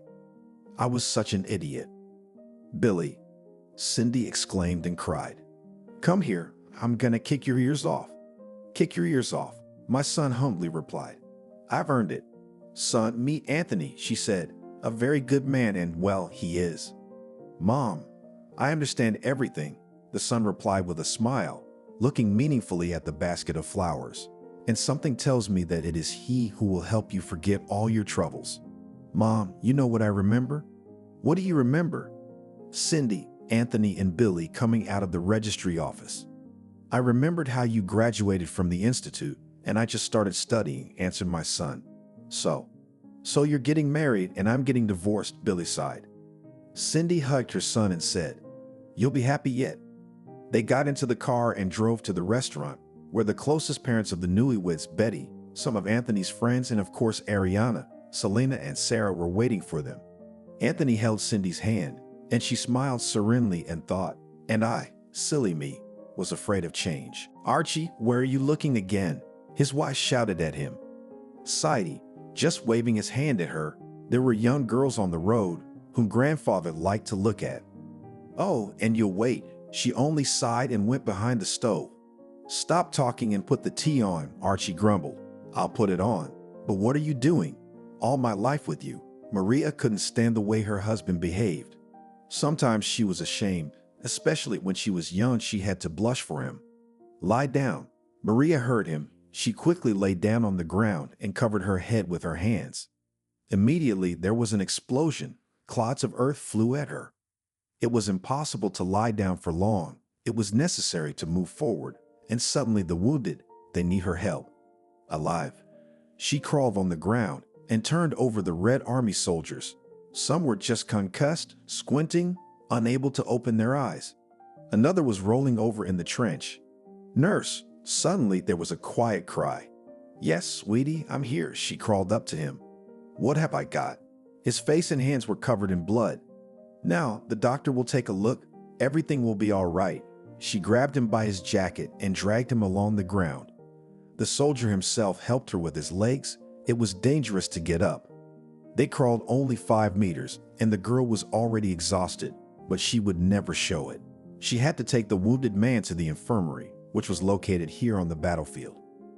Maria lived with her parents. She had just finished school. Everything was good. It seemed that only a bright future lay ahead. "What do you plan to do?" her mother asked her. "I don't know, enrolled in a nursing course," the girl was smiling. "Good, that will always come in handy in life," her father praised her. They were all sitting at the table together when the radio announced that war had broken out. "How is it?" The girl looked at her parents with frightened eyes. Which was to be expected, the man sighed. Everyone had been preparing for this for a long time. Yes, it was unexpected, but many were talking about war. There was nothing left to do.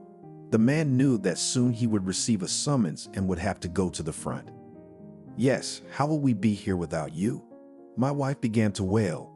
"Honey, don't cry. I think that not only me, when the summons comes, no man will stay at home. Everyone will go to defend their homeland," hugged her husband. "And I'll go." Maria got up from the chair. "Where are you going? You're not old enough yet," laughed her father. "Why, everyone goes, and I cannot." The girl realized that after the course, where she will learn how to provide first aid, she will definitely be useful to her country. "Well, sit down for now. No one has not yet come and did not call you anywhere," her mother told her and patted her on the back. Maria went to her room. It was scary. It was one thing to talk about the war, and another when it all happened in reality. The girl imagined that now simple young boys, who have not smelled gunpowder yet, will be taken to the place where they will have to die. When the girl came to the course today, she saw that everyone already knew and prepared to help. Comrades, the instructor who was supposed to teach them about medicine addressed them. Instead of several months of training, we will only have one. The crowd began to whisper, and what will happen then? Shouted one of the young men.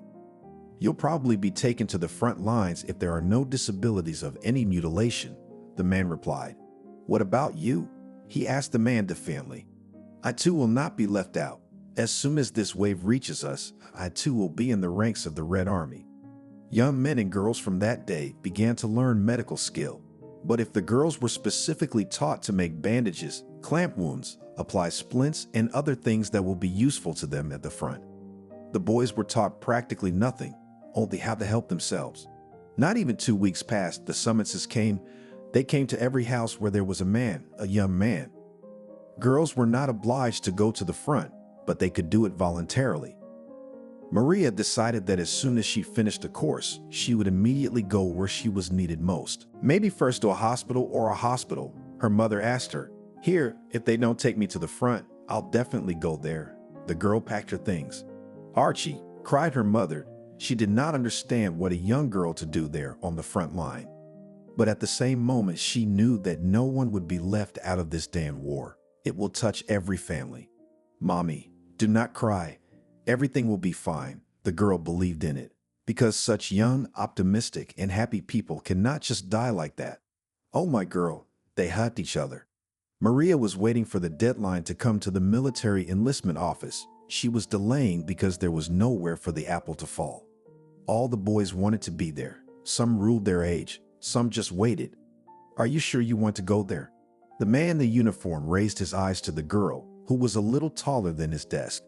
Of course, she wouldn't have come at all otherwise. She spoke clearly and sonorously. Good. He noted her courses in medicine. That was it. Now Maria was going to where the fighting was. She was both looking forward to it and dreading it at the same time. As they rode in the truck, it seemed to be business as usual, quiet, no war. The girls were brought to some kind of training ground. What are we going to do here? One of them asked. A small exercise, the other, who was older, reassured her. What exercises? That I'm there. My head will not bandage, laughed another. Talkers, they heard a man's voice. Everyone stood still. Now it would not have occurred to anyone to laugh or talk. It was hard. The girls were running, carrying machine guns and heavy bales. These imitated a soldier with his weapons, who would have to be carried from the battlefield. In the evening, all the girls, both older and younger, sat so tired that they could not even lift a hand. Even a spoonful of porridge was heavy. On top of all this, the girls were taught to shoot. A little time passed, and Maria and her friends were ready to go to the front. The girls were put in the car. They talked, laughed. Each did not want to show that she was scared. Maria, who do you have left at home? They asked. Mom, she answered sadly. The girl knew that she would have to stay at home for a reason. She would have to go to the factory. She would get up and go. And I have no one, cried one of the girls. Suddenly, something buzzed above their heads. The car swerved to the right, but it was too late. There was a terrible explosion. One was wounded. The other was thrown aside. Many who remained in the back, they were no longer alive. Maria lay in the bushes. Her ears were ringing. She wanted to see where everyone else was, but she couldn't. Then she closed her eyes and pressed herself to the ground. Somewhere in the distance, something was rumbling, rattling, but to Maria, it was all just a rumble. She lay like that until it was dark. When it was dark and everything was quiet, the girl got up and looked around. Her head was still a little noisy, but her eyes could see normally. Is there someone here? Maria whispered, but no one answered her. She walked forward, all the time hiding behind bushes. In front of the girl saw a wooded area. She decided that it would be easier to move there. She hid behind a tree to look around and then went on. When it started to get light, the girl went into a thick shrubbery. There she sat down, decided to take a nap. Maria, wake up, she heard through her sleep. Who's there? She opened her eyes sharply. But there was no one around, but there were voices somewhere. Maria looked closely, saw that they were Germans, and ran in the opposite direction. Then there was an open space where she had to crawl almost all the time. She didn't know exactly, but it was about 4 days later when she saw wooden log cabins that only came out of the ground a little bit. She realized that this was where ours were, and she rushed over there. There was no strength at all, but she managed. "Stop, who's coming?" They stopped her as soon as she came into sight. "I'm my own Maria. I need to go to the chief," she almost cried. "Who's your own?" Two soldiers laughed. But the girl was not to laugh. She fell to her knees from helplessness. The boys picked her up and dragged her to the dugout. There Mary was put on a bench which stood here. At the table sat a man in military uniform and looked at her spitefully. "Well, and who are you? Where are you from? Why are you dressed like that?" He looked at her without looking away. The girl pulled out of her pocket all the documents she had, put them on the table. "What are these?" He nodded at them. "A Komsomol card, proof that I took a medical course," she began to enumerate. "How?" He raised his voice. "We went, and there was a bombing, scattered, and here I am. Through the woods and fields, straight to you," she began to tell confusedly. At that moment, the man was looking through the papers on the table. "I see, we need to sort it out." He stood up. The girl also rose to her feet. She walked over to the table, picked up a pencil, and started drawing on the paper. There she finished, all the while the military man stood behind her and watched. "What is it?" He did not understand among the squares and dots that Maria had drawn. "This is a village. This is an open space. Here is a forest," she began to explain. "The dots are guns, and the squares are tanks." "And you memorized all this?" He squinted. "Yes," she nodded. "Okay, I'll take you to my location. But watch for me," he wagged his finger. "Thank you," and she slumped senseless. Maria was carried away, put on a bed. When she came to her senses, she was fed and given water. "Can you get up?" A young girl who was next to her asked her. "Yes," Maria said confidently. She started to get up. She felt a little dizzy, but she stood for a while and it went away. After that, the girl was ready to go into battle, well, of course, her own. The soldiers immediately noticed this little skirted girl. She was here and there, managed to do everything and everywhere. "Praise," the senior soldier said to her. "Thank you, I'm not trying for myself, but for the country." Maria was so proud of herself when she managed to drag the wounded to the tent with the medics. Sometimes they had to be knee-deep in clay and mud, but Maria couldn't leave anyone there in the field to die. She had to cover herself. She had to carry a huge man and his weapons. Once on the battlefield, she was shot in the leg. Her body was so sore that she almost broke her teeth when she clenched them to keep from screaming. "How are you?" the surgeon asked her when she was in the tent. Fine, Maria had already given herself a tight bandage. She lay down on the bed to close her eyes for just a moment. Their tent moved around a lot. The girl never once regretted coming here. And now today it was battle again, explosions all around, and she was dragging this poor guy on her back. She felt that he was helping her, but it didn't make it any easier. She was also afraid that he was seriously wounded, and with these movements he would only make himself worse. "Help!" She saw two men who were very close by.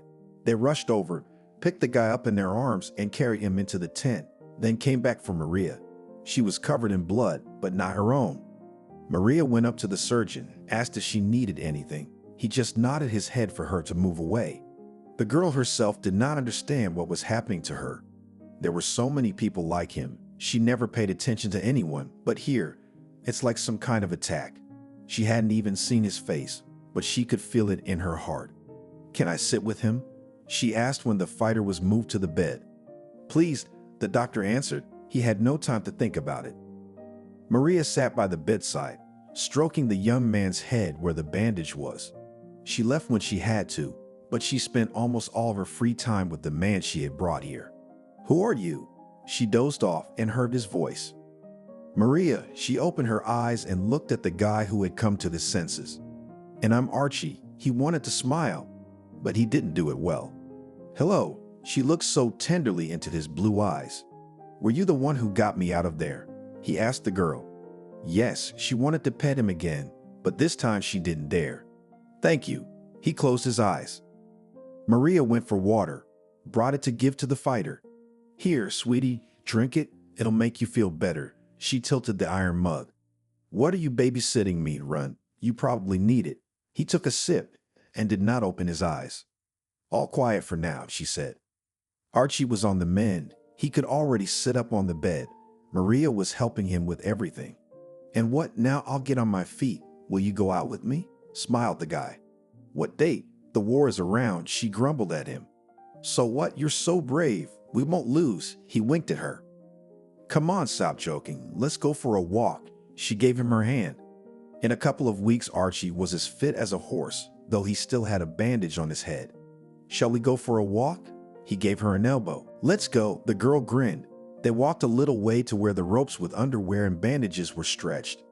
Maria was taking everything off. He was helping her. "I'm probably going to be discharged," he said sadly. "And what, you'll go home?" "There are not enough men's hands," she told him. "Where are you from?" Archie asked the girl. "If I tell you, will you come back after the war?" she asked. "Yes," he nodded. Only then the girl told him where she had lived before with her parents. "Why are you so sad?" The guy noticed it. "I remembered about Mom and Dad," she honestly admitted. There was no news from them. "Nothing. The victory is coming soon. We'll come home. We'll live like before," Archie told her confidently. "How do you know?" She stared at him. "I know that our people cannot be broken." He clenched his hand into a fist. It was 44. It had been so long since the beginning. So many people were just despairing, doubting that victory would really come. "Maria, what are you with him?" A young nurse came up to her. "Why?" The girl didn't understand the question. "Yes, you know, he is still that walker. Not a single skirt will not miss," said to her that whispered. "I have not seen. I do not know." She turned away from the girl. She saw Archie looking at other girls, but she didn't say anything. They were just chatting. "What are we whispering about?" He came up to them. "About you," Maria said, and looked at him with a look that made him sit up. "What about me?" He was having fun. "That you are a woman hunter." Maria shook another bandage and hung it on the rope. "Don't listen, they're talking." He furrowed his eyebrows and made a serious look. "Oh, that's it. Go already." She didn't want to, but she saw the way the others were looking at them. She didn't want anyone talking about them. Time passed. The young people socialized. He would come in the evening, whistle. She would come out. Archie would grab her by the arm and drag her to the nearest shelter, and there he would start kissing her. "My darling," he whispered to her. "Archie, don't," he said, and she gasped for breath. "Maria, I'm leaving tomorrow," he told her and looked into her eyes. "But I promise I'll be there." And kisses again. "How? Where to?" She tried to push him away so she could talk calmly. "I don't know. Maybe they'll send me home." He breathed heavily. "Will you come?" She squinted her eyes, as if to remind him what they were talking about. "I'll come. I'll definitely come." He pulled her against him. "I'll be waiting." Her head was on his chest. That evening, she ran off to her place and the guy remained standing where they had just been. The next day, she wanted to get up early to see her Archie off, but she didn't have time. One errand another, when she ran out, they were gone. "Don't feel bad. You didn't lose anything." The same girl came up to her. "Fuck you." She didn't look at her. Maria continued to serve, but never forgot about Archie. What a fool. Why didn't she ask where he lived? She reproached herself, but now it was too late to think about it. Maria had been through practically the whole war. In winter, she was wounded, a month in a hospital bed, and then home.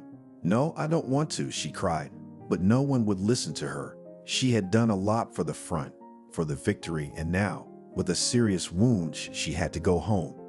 But what about here? She realized that she would no longer be able to fight as selflessly as before. "Archie, we can manage here without you, and you should go home, get married, have children," said an old woman who also took care of the sick. Maria was sad. She did not want to go anywhere. She got into the car and drove to where she thought her mom was waiting. When she got there and saw the area where they used to live, it got bad. Almost no houses were left.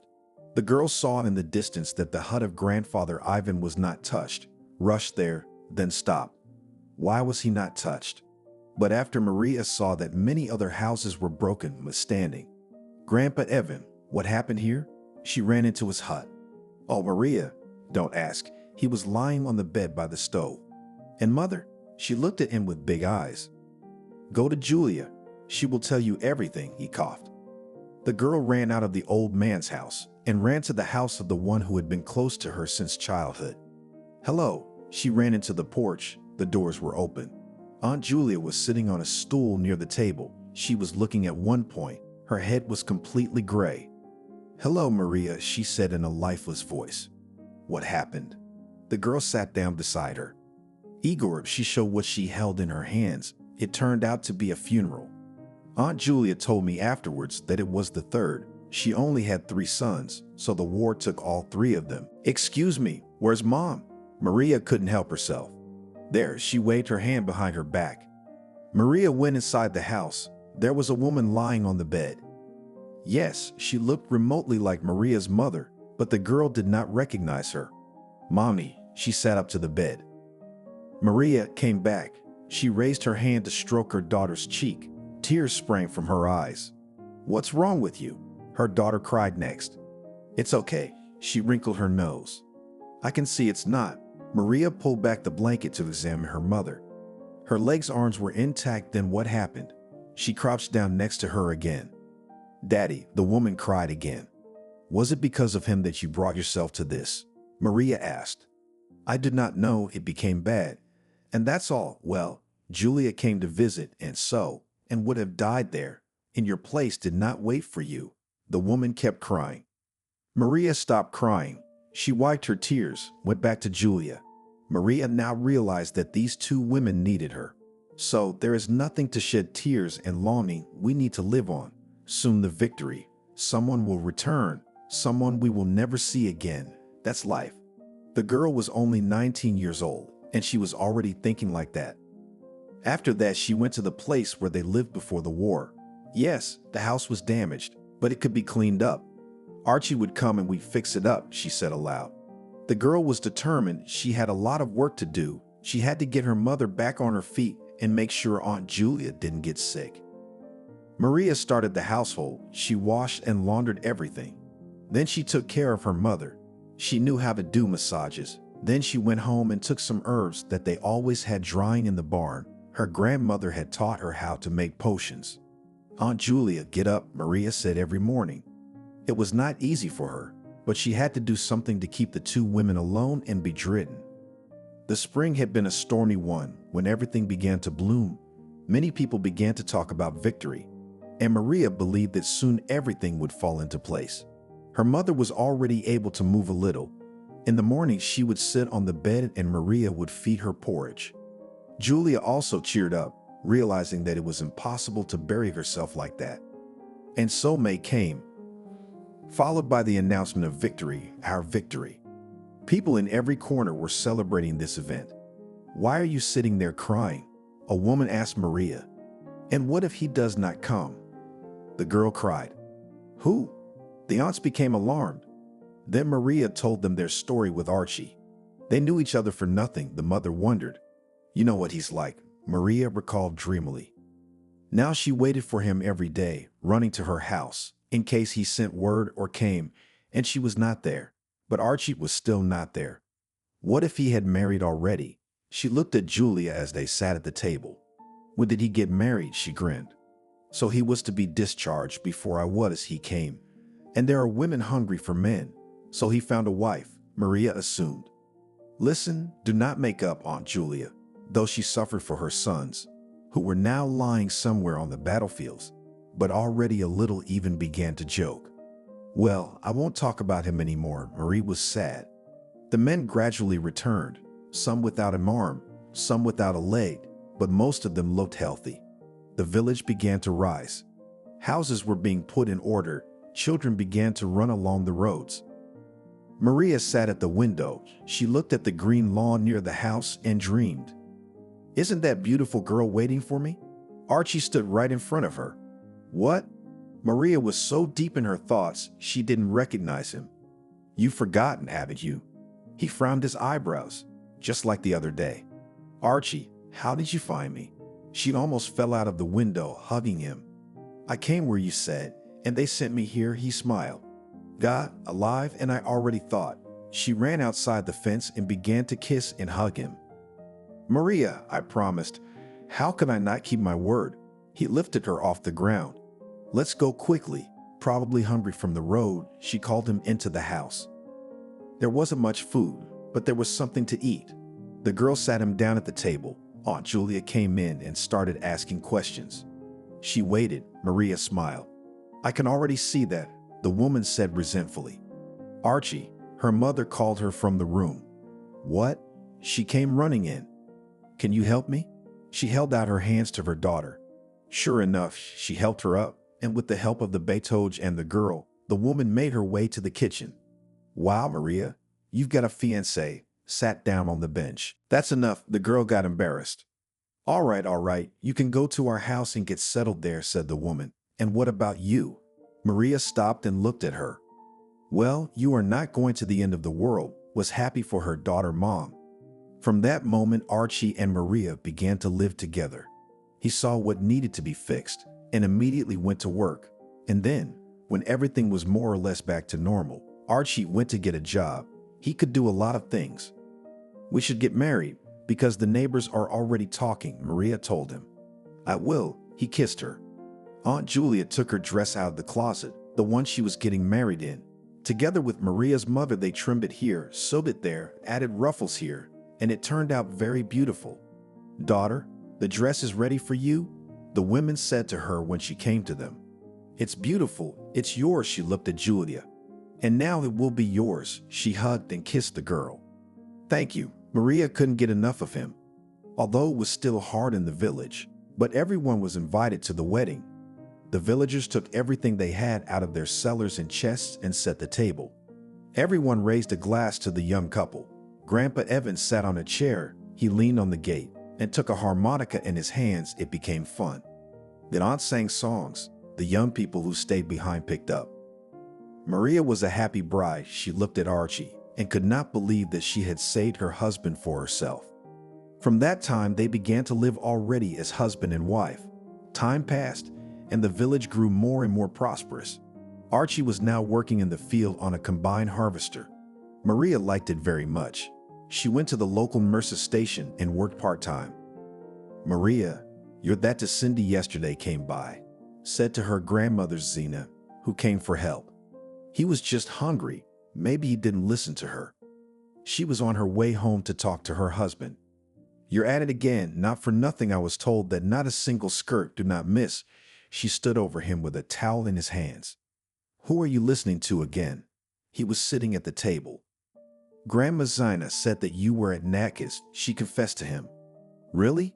He made big eyes. And if I see or hear you again, you'll go back to where you came from. The girl didn't stop. She had a lot of courage. Archie, I only love you. He held out his hands to her. Yeah, she turned away, but did not cry, so as not to show weakness. 2 years after the wedding, Maria felt that she was expecting a child, made her husband happy with this news. He only smiled, was happy. At that time, Maria had helped on the field. There were not enough hands and there was a lot to do. She lifted up a pitchfork with straw, and it was as if something tore in the bottom of her stomach. Ouch, she screamed. The women immediately realized what was happening and picked her up, but only just managed to bring her to the edge.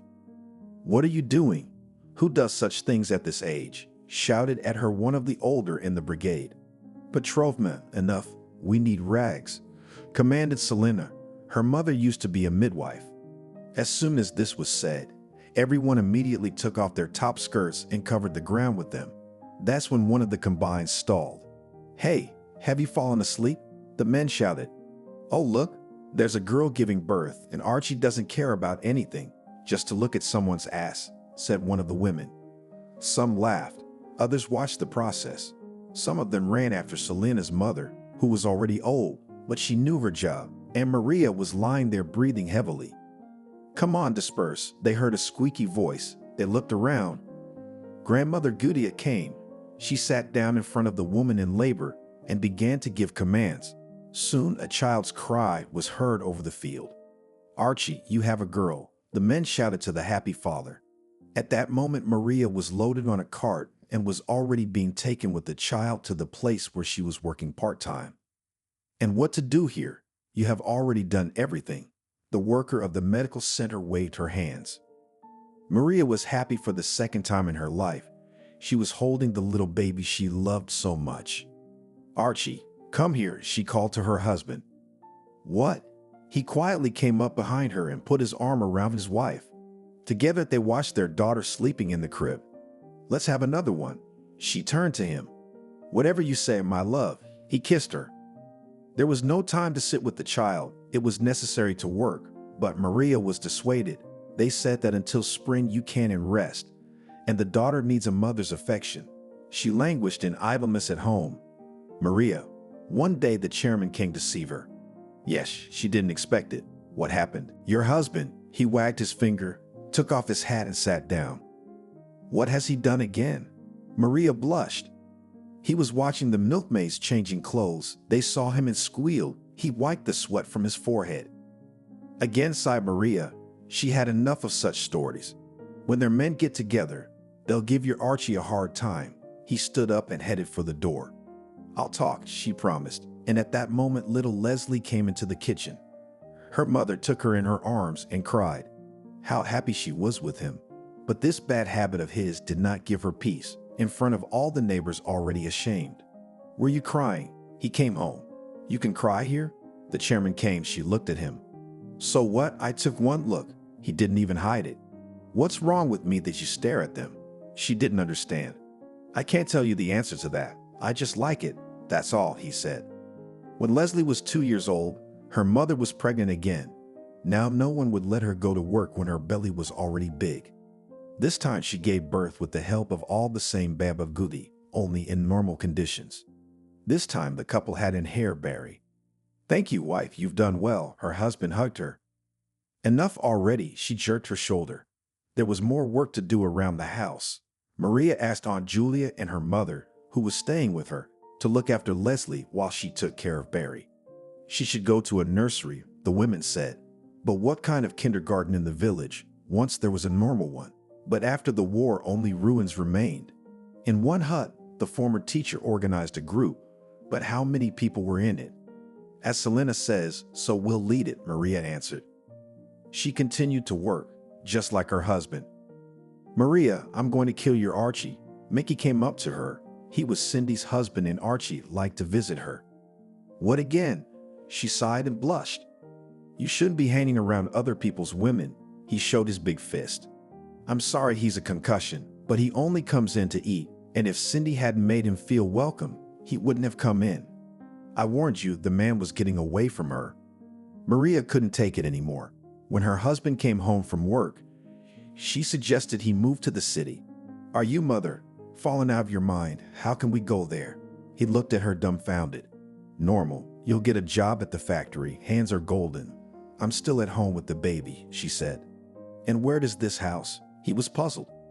"We'll see. While we can go to my brother." She could not find anything else to say. "Well, look, you're fearless." He shook his head. "I can't listen to these complaints anymore. You'll be killed. And what? I'll be left alone with the kids."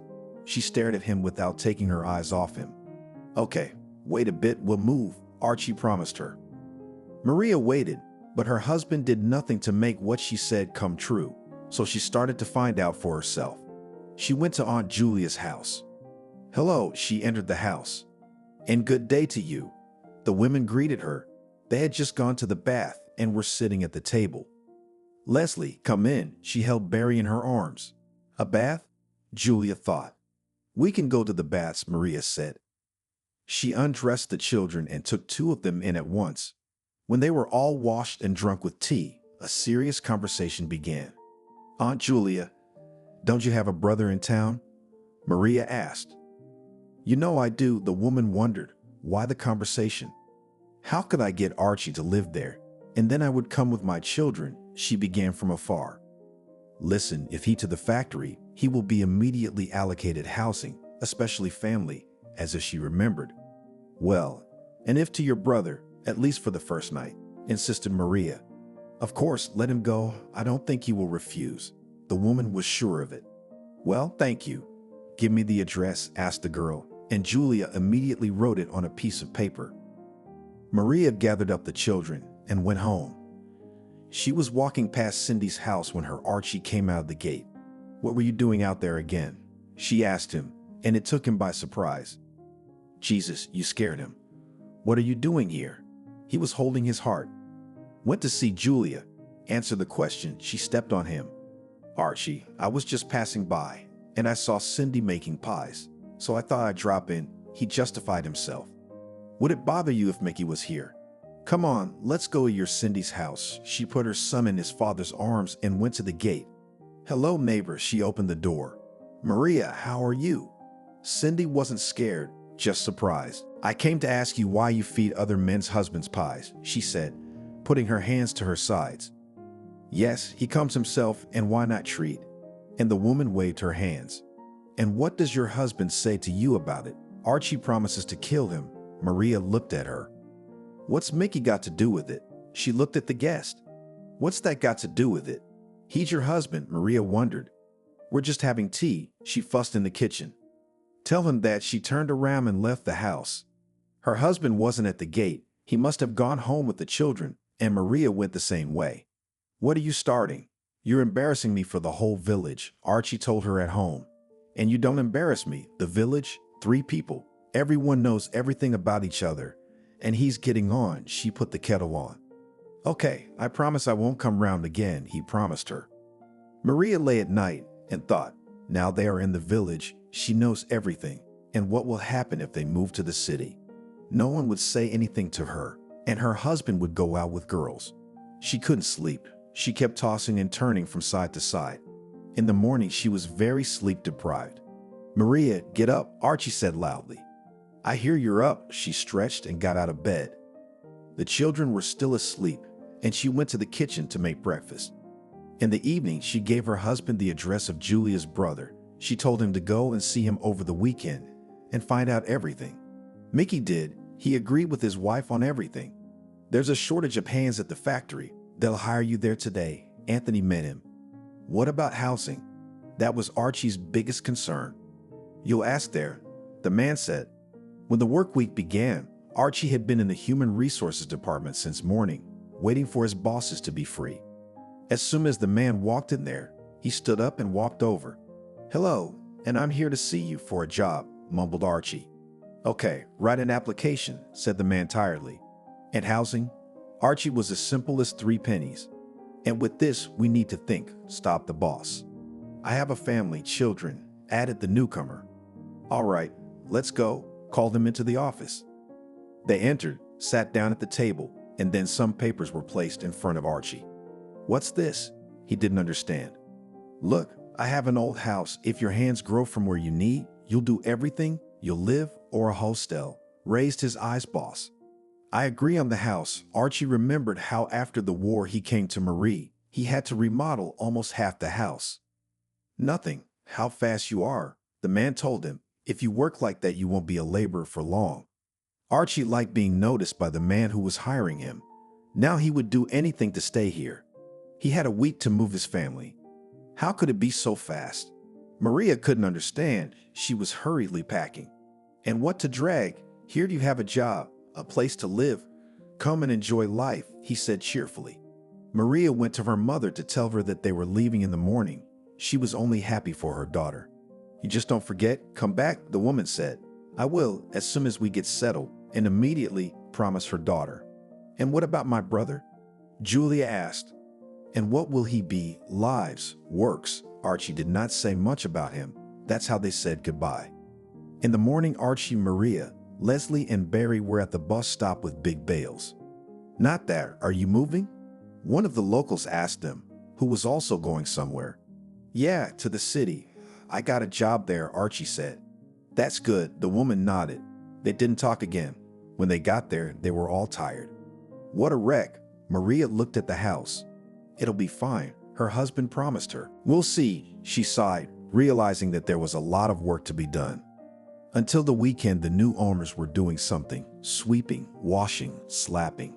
Archie was outside pounding something. His wife didn't say anything to him. She looked out into the yard to call him for lunch and saw him stuck to the fence. What did you see again? She came up to him. Nothing, I'm just looking at the neighbor's property, he said. Maria looked, and there is a neighbor working. Ah, and how is it in their vegetable garden? She asked her husband. He blushed. Well, that's how it is. He waved his hands. She took his hand and they went into the house together. And since Monday, her husband went to work. Maria stayed at home for the time being. She knew that here, unlike in the village, there were kindergartens, so she went there. Leslie was accepted at once, but there was no place for Barry. But she was promised a place as soon as possible. "Oh, Archie, I feel sick again." Maria woke up in the morning feeling dizzy. "The third?" he guessed.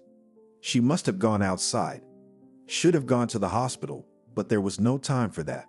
When her mother went to pick up Leslie at daycare that evening, she was told she could bring Barry too. That was happy news. Now the woman could go about her business without the distraction of the children. "Well, how are you doing?" asked after work happy father of the family. "Bad, wrinkled wife. The third pregnancy was very difficult. If the first two she did not even notice that in her body something is happening, but now there was no such thing." Understandably, he sat down at the table to eat dinner. At that moment, there was a knock on the door. "Yes," shouted Archie from his seat. A pretty woman entered the house. "Hello, my name's Kathy. I'm your neighbor. I saw you coming a long time ago, but we've never met," she said and took off her shoes. "Do you know how to make pies?" Maria didn't know what had gotten into her. "What's that got to do with it?" She looked at her. "No, it's just that my husband doesn't eat mine. He likes to bake from neighbors." His wife turned to him. "Oh, what are you talking about?" Katie was embarrassed. Maria realized that all this is not for nothing. "And do you live alone or with your husband?" Maria felt bad, but she pulled herself together. "My husband went missing in action in '44, the woman said. "I'm sorry," Maria realized she was being tactless. "It's all right," smiled the neighbor. She went to the table and put a pot on it. "What's that?" Archie sniffed. "Here, I made dumplings. I wanted to treat the neighbors," she said cheerfully. "So come to us more often with treats, so that Archie does not run to you," said Maria. "All right, then we'll be friends." She sat down at the table. No one else nudged anyone else. Everyone sat in a friendly manner. Even the children from the room came in. "You have a lovely family." Katie said goodbye to them. "Thank you, come on in," Maria said good-naturedly. When the neighbor left, the wife looked at her husband. "What?" He turned to her. "Did you like it?" Maria smiled. "No," he averted his eyes. "Archie," she showed him a fist. "I figured it out a long time ago," he said guiltily. "I hope so." His wife got up and went to the children. It was so bad she couldn't breathe properly.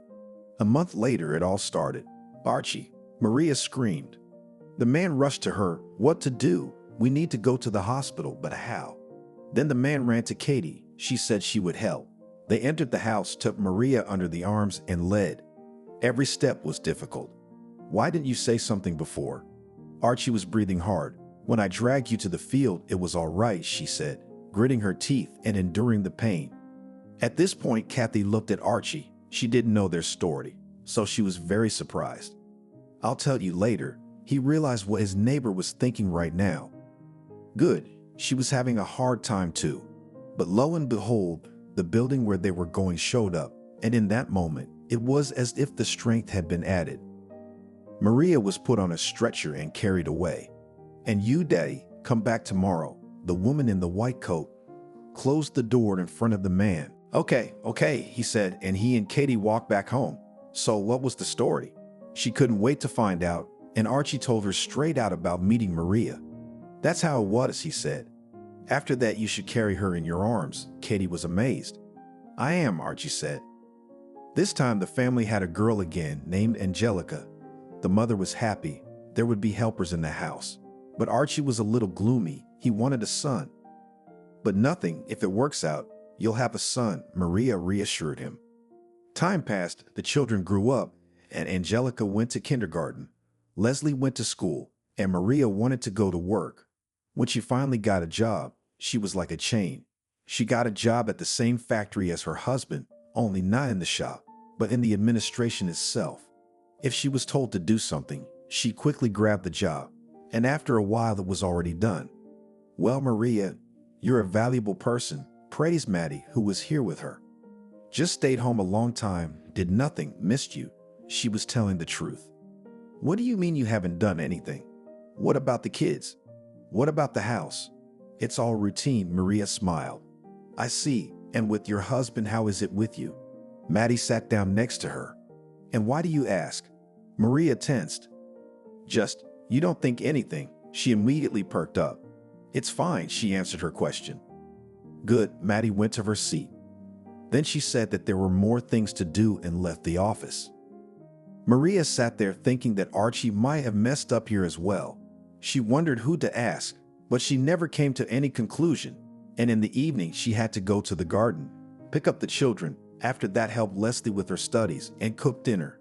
But it was all to Marie's satisfaction. Where were you so long? She asked her husband, who arrived 3 hours after her. With the men sat down, he came up to his wife. She heard a smell from him. What are you doing? She made big eyes. Yes, they could get together at the table and drink a little, but to have it like this in the middle of the week, it was impermissible. Now the woman was also afraid of what her colleagues or neighbors would say to her. What's the big deal? A little relaxed, he answered her. Go to bed, Maria told him menacingly. In the morning, when she came to work, the whole factory was already judging about yesterday's situation. Maria, did you hear that? Maddie came over to her again. About what? The woman was afraid to hear it. What did the men do last night? She was ready to tell, but she saw that Maria was not very interested. What was it? She couldn't sit there and take Maddie's stare. They got together after work in the locker room, got drunk, and then went after the women in their shop to peep, she said, and put her hand over her mouth. Jesus, here we go again, she blushed. What? Yours was there too? Maddie was blushing now. You didn't know. Maria looked away, thinking that Archie was the one who'd gotten everyone to do it. Sorry, Maddie left the office. Yeah, go pick up more gossip, Maria told her. She didn't know how to look people in the eye at the gatehouse. Even though she didn't know who the women were, she felt like they were all looking at her, so she looked away. Archie, she couldn't stand it when he was home. What did I do? I just looked. He couldn't understand. Disgraced yourself and dragged me along with you.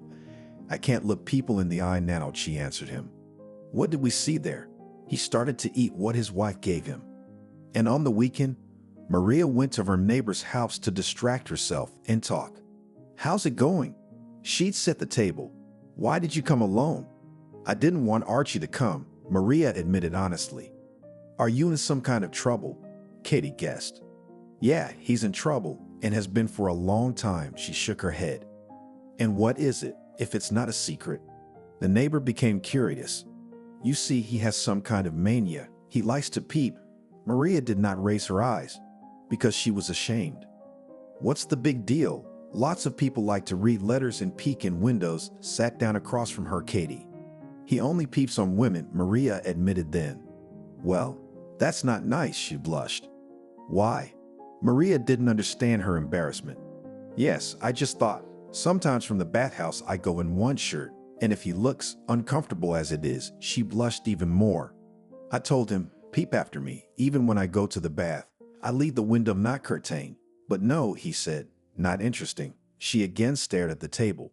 So here with permission and they're not, laughed Katie. They talked some more and Maria went home. The kids were waiting there. After she talked to her neighbor, it felt a little better. Archie was in the kitchen waiting for her. Why are you sitting here? My wife was surprised. No reason, he smiled. Talk, she realized. Everything was for a reason. Maria, the bosses called us in today. He turned away. So what? She realized the rumors had reached there. Everyone was reprimanded, and in public, he knew his wife would find out anyway. It was better to confess himself. Did you get it? She just said it and went to the kids. I wanted to cry. Well, why did she get him so? And again, she remembered the words of that nurse, that in vain she looked at him. But Maria still loved him, and the feeling was exactly the same as when she had sat by his bedside. Children, let me read you a story, she said to them when they were already in bed. Hooray, they shouted with glee. In a certain kingdom, in a certain state, began to read the mother. Archie heard from the kitchen as Maria began the story, realized she would never come out to him again. He too was worried about what was happening to him, but he couldn't help himself when he saw a pretty girl. He continued to work, and Maria kept up. They never went to the factory together, always separately. Maria, until she divorced all the children, only then went to the office. Well, how are your children, friend?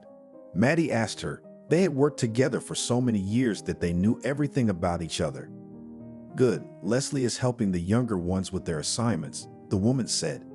And her husband? The coworker looked at her like she knew something again. What's my husband got to do with it? She hadn't heard he was involved in anything in a long time. I was just asking. She looked away. Maddie, if you know something, tell me, Maria insisted. I don't know anything. I was really just asking. The woman started to work. She was counting something. In the evening, Maria decided to ask Archie what had happened. She prepared dinner, sat down at the table, and waited for Archie. Hi, he came into the house. Tell me, she looked at him. What? He looked at her. I don't know. What's going on at the factory again? She didn't take her eyes off him. Maria. He averted his eyes. Maria, am I going to be ashamed of you again? She got up and started to set the table. No, he sat down. What then? She put a cup in front of him. We were in the bathhouse at the weekend with the men, so one of them said that he knew a place where you can peek at the women who wash in the next ward. He blushed. Why are you blushing now? You didn't blush then. She sat down opposite her husband again. What am I doing? I'm not touching them. I'm just looking, he said. And he believed that there was nothing wrong with it. I'm not saying anything, but why do I have to blush all the time? She was ready to cry. Don't listen to anyone. He started eating. The kids will grow up soon. If they find out, or at school, what then? She couldn't understand what his craving was. And nothing. He did not begin to explain, because he himself did not understand it. Leslie was already in the final grade. It was necessary to understand that the girl has grown up, will soon build her own life. Mom, an address for me to make, she asked Maria. Of course, I even know a wonderful seamstress, the woman said about her mother. The last time they had visited her was about 3 months ago. The woman was living in her house again. Even then they had talked about it. Is she sure she'll make it beautiful? The girl didn't want to fall in the mud. Of course, the woman hugged her. This weekend, we are going to my mother, Maria told her husband in the evening. Do I have to be there? He looked at her. No, you can stay with Barry and Angelica, the woman said. Well, why aren't they coming with you? He wondered, since they were there as a family every time. Leslie and I are on a business matter. The wife didn't go into the subject. That's what we decided. Maria at the factory got a beautiful fabric. At the weekend, they were already sitting at the table in the village. Look what we brought. Maria took out a piece of fabric from her bag. This will make a very beautiful dress, thought the grandmother, immediately heard to Leslie. What kind? The girl was curious. You'll see. Show her your wedding dress, asked her mother. Maria pulled out of the closet that dress, which once made her Aunt Julia and her mother. Oh, it's beautiful. Leslie appreciated it. There, and you doubted it. Her grandmother kissed her. The next morning, mother and daughter were home because they were busy. Now their house was being expanded. Archie decided to do some construction and add another room, and the land allowed for it. Everything all right? His wife asked him. What could be abnormal? He wondered. Just by asking, Maria knew that if there was something abnormal, she would definitely hear rumors. Right now, all she was doing was helping the kids with their studies, going to work, and doing chores around the house. It's been a long time since Kathy's been here, Archie said. Come and see what she's doing. She laughed at her husband. Well, don't be like that. He lowered his eyes. All closed the subject. Maria realized that the conversation for her husband unpleasant. Mom, tell me about the war. Barry came running into the kitchen. Sit down, she showed him the seat next to her. Then came in Leslie and Angelica. They liked to listen to the stories that told Mom. Oh, why do you listen to her? She has some dull stories. Do you want me to tell you one? Archie, why don't you? Maria looked in his direction. No, why not? If the children want to know, he smiled. Tell me, they were already shouting. So we are lying with a comrade in an ambush, around snow, cold, and we cannot move. In front of the enemy, we need to find out where they have a ZOT. After that to inform their own, and then the battle, said quietly Father. Yeah, you tell me that you jumped out of the trench and first went to the ZOT to cover their bullets while they do their job, laughed Maria. Why are you always messing things up? He asked her. Why are you messing with the kids? She took offense as to why he couldn't tell the moment he was wounded before they met. She herself had asked him several times and he wouldn't tell. And now she reminded him of it. Okay, look, he exhaled. You're really going to tell me? Marie couldn't believe it. I will. He folded his hands on the table. Ready to listen. So many years have passed. She already did not hope to hear that legendary story. We were sitting in the trench, and suddenly, the offensive. The commander shouted, "Attack," and we were shaking, but we couldn't sit, because the order was given not a step back, so everyone jumped out. Only the machine gunners were left, running like fools, yelling hurrah, with the commander behind us. It's not clear who was running where, but as soon as the explosion started, so ended our bravado. You know the rest. He was sitting there, not looking at anyone. "Dad, you're our hero," Barry said loudly. "Thanks, son, but I'm no hero," shook his head. Mary felt so sorry for him at that moment. She sat up to him and stroked his head, just like she had at the hospital, kissed him on the cheek. "Even if you are a hero or not, I still love you," she whispered to him. "And I love you." The children saw for the first time how like this, Mom and Dad sit side by side and confess their love to each other. They will never forget this moment, and then they will tell their children and grandchildren. It was graduation time, and Leslie was getting ready for the day. "Mom, and how was your graduation?" asked her daughter then, and Maria remembered that day, but did not say anything. "Good," she smiled. "Hopefully, and we will be fine." The girl was happy, also because of the fact that her grandmother sewed her such a beautiful dress that all the girls should be jealous. After graduation, Leslie was going to enter the institute, which is far from home. "Why did you choose this one?" Her mother didn't understand. "I do not know, just I want to be an engineer," answered the daughter. She knew that the local factory requires such a profession, so she decided to study and then return. "And how will you go home?" The mother was only worried about that. "Everything will be fine on vacation," came up and hugged her daughter to her mother. At that moment, Maria realized how her mother felt when she, even at a younger age, was going to war. Here she was, Leslie going just to study, and she was so worried about her. Well, she kissed her. "May you be well. You've got Barry before Angelica. They won't let you get bored," laughed the older daughter. "That's for sure," smiled the mother. She was happy that she had such a family, all alive, healthy, loving each other. In the middle of the summer, the daughter left. The mother and father saw her off. "Don't cry," Archie hugged his wife. "I'm not crying." Maria brushed a tear from her eyelashes. It seemed to her that not long ago she was lying on the edge of the field and gave birth to her, Leslie. And now she was leaving her parents' house. "Let's go home." He gave her an elbow and they headed down the road. Again, work, home, kids, every day was busy. "So, has yours settled down?" She came to visit Katie one day. "I don't know." Nobody saying anything yet, Maria looked at her. She was afraid to hear such talk. As soon as it started, it meant Archie had snooped again. No, don't look at me like that. I don't know anything," laughed the woman. Maria came home. Everything was quiet. She went to bed and wondered if it was the calm before the storm, and she was right. "Barry, isn't Daddy home yet?" she asked her son. "No," he shook his head in the negative. It was strange. Maria had been a little late at work today, filing reports, but she hadn't seen him at the factory either. She cooked dinner, fed the children. They had already gone to bed, but her father was still not home. Maria was worried about what might have happened. She threw on her coat and went to Katie's. No, she didn't want to find her husband there, just wondering where to look. "What are you doing up so late?"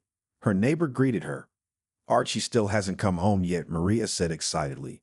"Come in." The woman let her in. "What to do?" "I don't know what to do." She sat at Zoya's table and drank tea.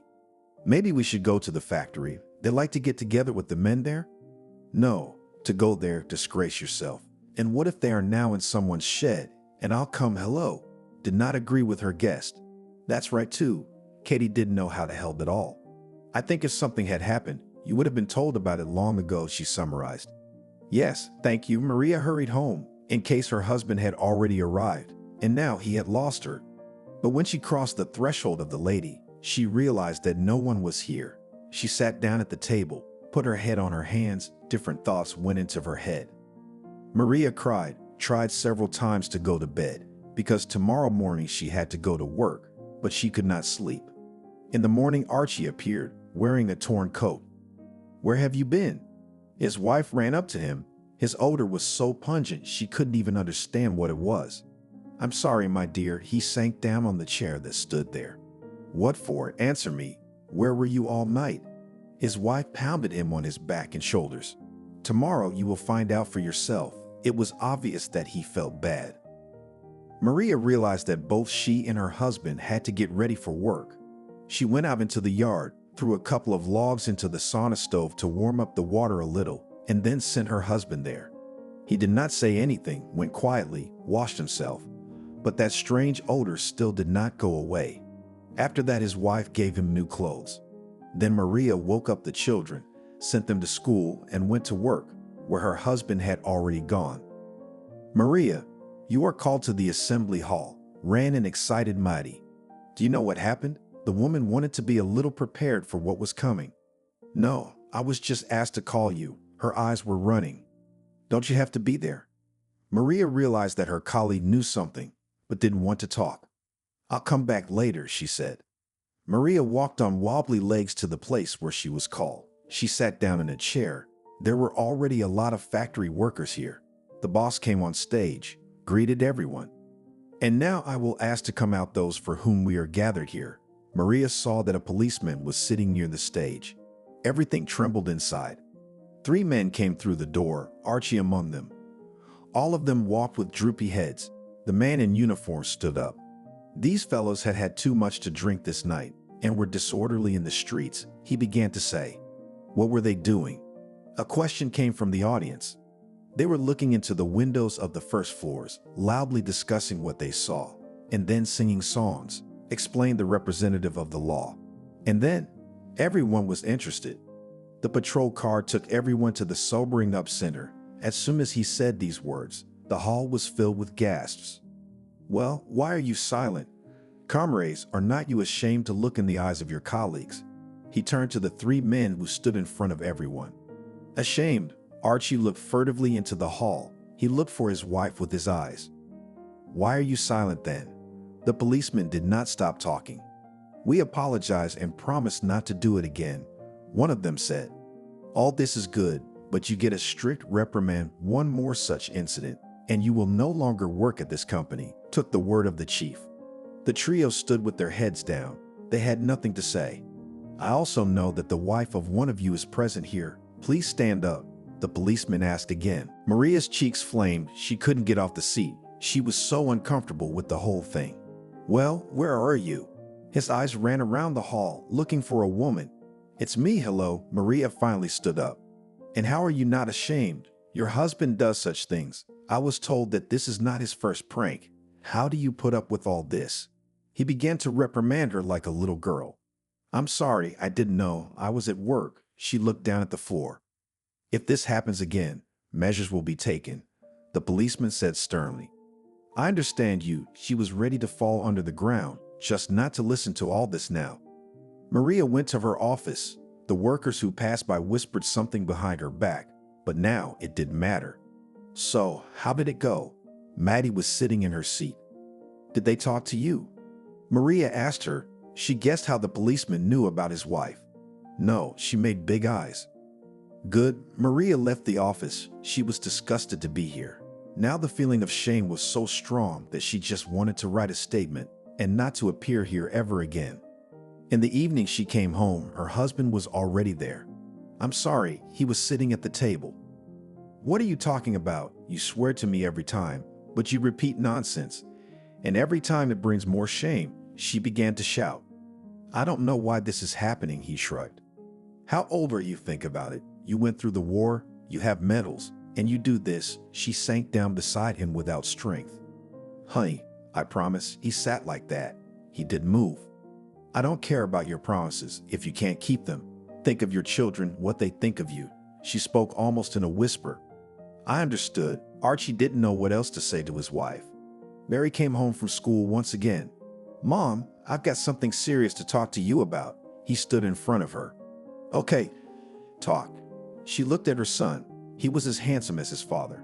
"I have decided that I will continue to study at the school. I want to become a military man, like Dad. He shocked her. What are you, son? She hugged him and cried. Why not? The boy didn't understand. Do you know what discipline is like there? She recalled her courses before she got to the battlefield. No worse than what you and your father went through, Barry said. The mother realized that her boy had grown up and now had an opinion of his own. Fine, do as you see fit. She was proud of the boy for making that decision. The year passed quietly. Archie got home on time every day. Maria thanked him to herself for that. Barry was preparing to enroll. His desire hadn't changed. Am I going to be alone with you? Angelique asked. What will that change? Her mother hugged her. It will be boring, the girl said sadly. Everything will be all right. The woman always supported her children in everything. The summer after Barry left, Leslie arrived. While she was away, the girl had grown up. Hi, honey, how are you? Her parents hugged her. She was fine. She averted her eyes. What's wrong? Her mother didn't understand. Mom, can I talk to you one-on-one? Asked her daughter. Of course. They retired to their room. I met a wonderful man. He looks after me. We studied together. The daughter spoke incomprehensibly. It was obvious that she was worried. It's okay. You're an adult. Maria inwardly worried about her daughter. He proposed to me, Leslie said quickly. That was the end of all dating, of course. She didn't want her daughter to experience family life and everything that came with it so early. He's coming here soon to meet you. She didn't look at her mom. For some reason, she was embarrassed. Good, and we'll meet him properly. The woman was happy that everything was happening in the open. Billy arrived 2 weeks later. He was a tall, black-haired guy. He and Leslie were very much suited to each other. I'm very happy to meet you, he said to his girlfriend's parents. And we are too. Archie gave him his hand. They sat down together at the table and started discussing when and where they were planning to get married, how they were going to study, and where they were going to live after that. The Institute has offered to give us a room after we get married, Billy said confidently. That's good. So they already have a roof over their heads. Their mother was happy for them. We'll probably have the wedding here, if you don't mind, he said. Of course not, but Leslie was going to go back and work at the local factory, and now her plans haven't changed. She asked the young man. No, I don't mind if they take me, he said, blushing. What's the big deal? 2 young specialists with higher education. Why won't they take me? The woman was surprised.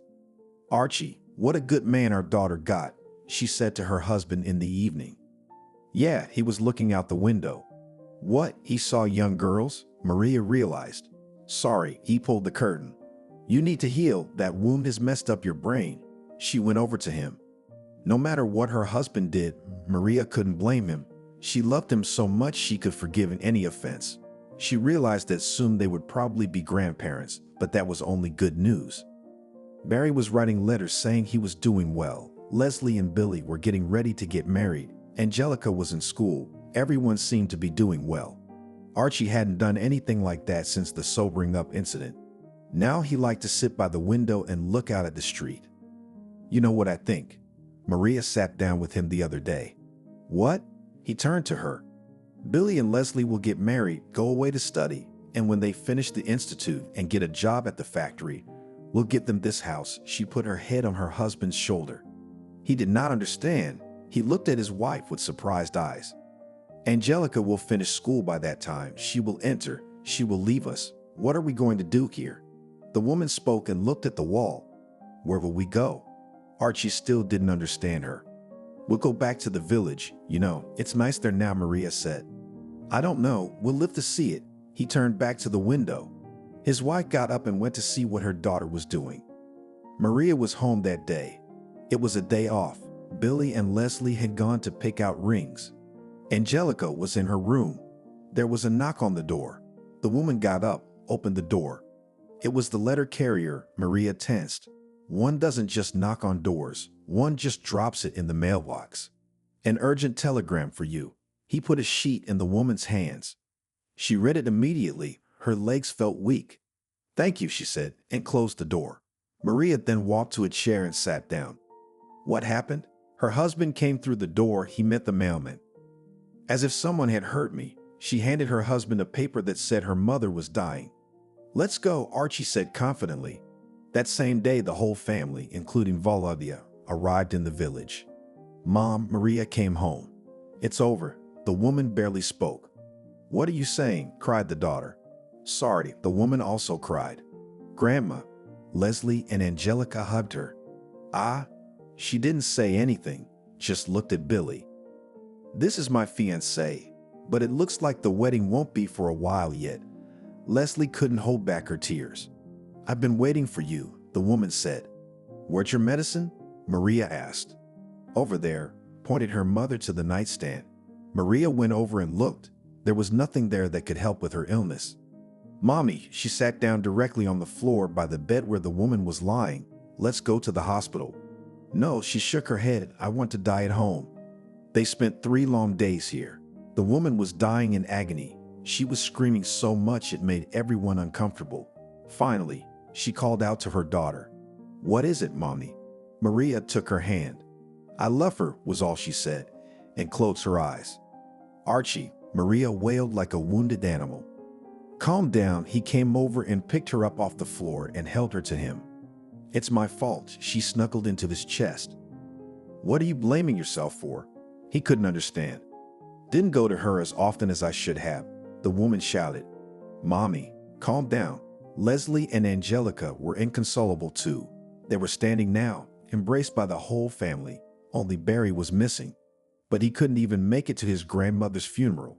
There goes our house, Maria said lifelessly as the neighbors dispersed after the wake. Maria, stop it.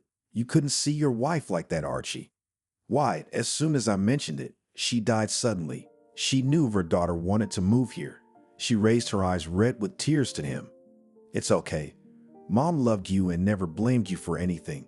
They are there now, next to your dad. Her husband spoke into her ear. They cleaned everything in the house, locked it up, and drove back to town. Billy and Leslie left the rings with their mother, their wedding delayed for a while.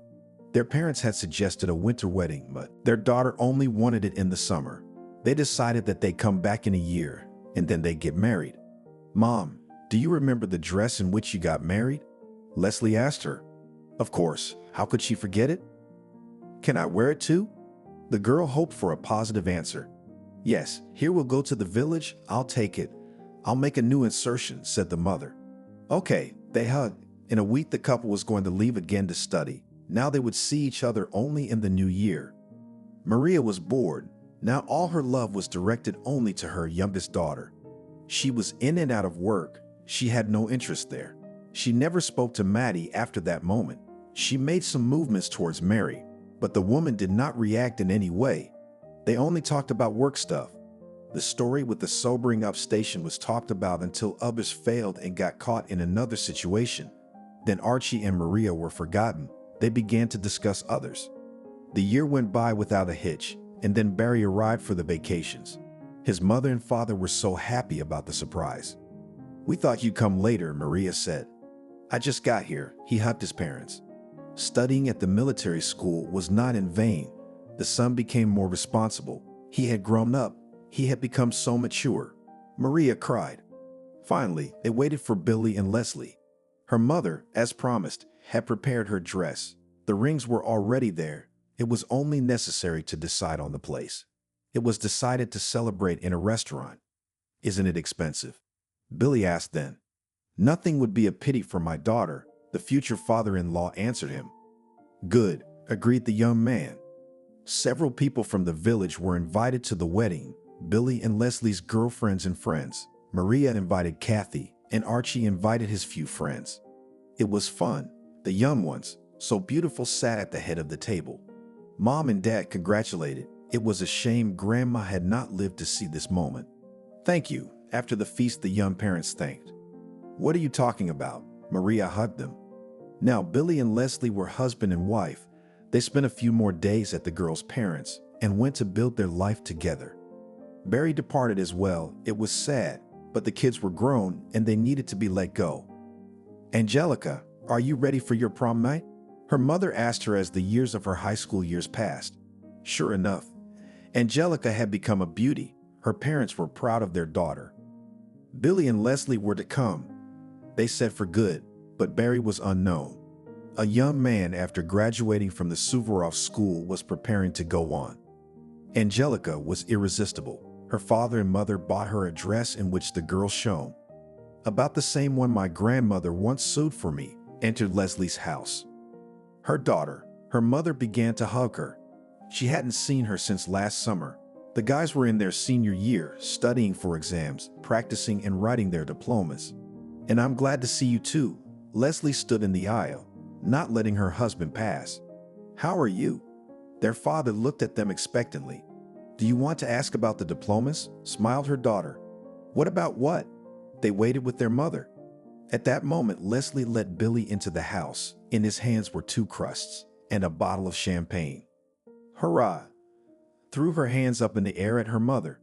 Of course, everyone forgot about me again, said Angelica resentfully. You what? Nobody forgot about anyone. Came up and hugged her mom. Angelica, don't be offended. We came right away to be on time for your graduation. Her sister ran up.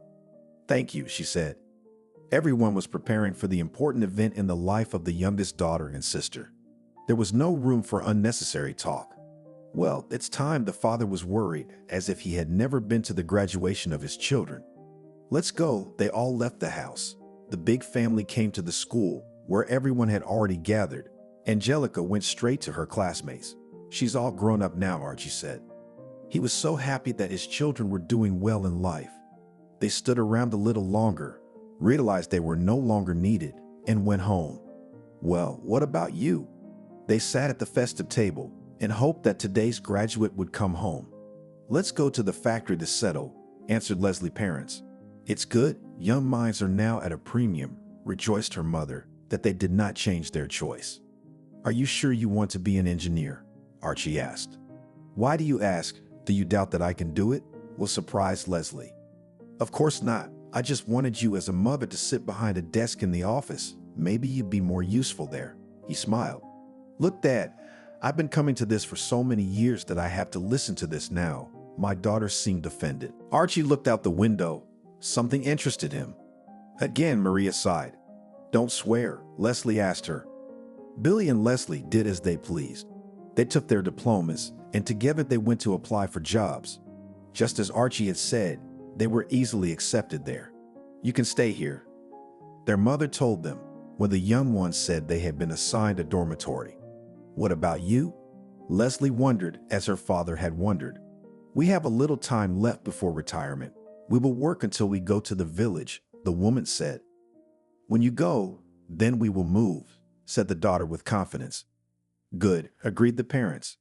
And again Maria rejoiced that she gave birth and brought up worthy members of society. Angelica entered, left the parental nest. Archie and Maria were left alone. Boring, sat near the window Archie. Nothing, will move soon. There will be something for everyone to do, his wife told him. They worked quietly until they could leave. Mom, maybe you'll think about staying. Leslie asked her parents. No, we have already decided everything. In the village, we will be more comfortable. What to do now here in the city? I want to start a farm to do something. Maria has already set up to leave. Angelica was entering the medical school. She had a couple more years to study. And after that, the girl wanted to come to the village to help the local population. Her mom tried to talk her out of it, but her daughter wouldn't listen to her. Well, why do you force her? We will have a personal doctor, laughed the father. Barry graduated from the military institute. Now he was going to go further up the career ladder. Mother and father were both proud and worried about their son. That's it. It's time. They said goodbye to Leslie and Billy at the station. We'll keep coming, the daughter promised. And so, after all these years, Archie and Mary were back in their village where their life together had begun. The house was strong, of course, for so many years in it, a lot of leaks. There was enough work. The man did not sit idle. And Maria, as she wanted, bought some chicks and a couple of piglets. Well, what are they doing there? The wife came quietly to her husband. You're scaring me. He broke away from the hole in the hen house. You're at it again? The wife couldn't stop teasing him. What? You can't even look? He resented her. He was still ashamed of that incident. Why not? Just open the door and look in, she was showing him. Yeah, that way they'll see me and that's it, he disagreed. Ah, I realized you need something to see, because when they do not know that you are watching them, they do what they want, laughed his wife. They lived happily as before, loving and supporting each other. I'll probably go to the chairman, Archie said. Why? Maria didn't understand.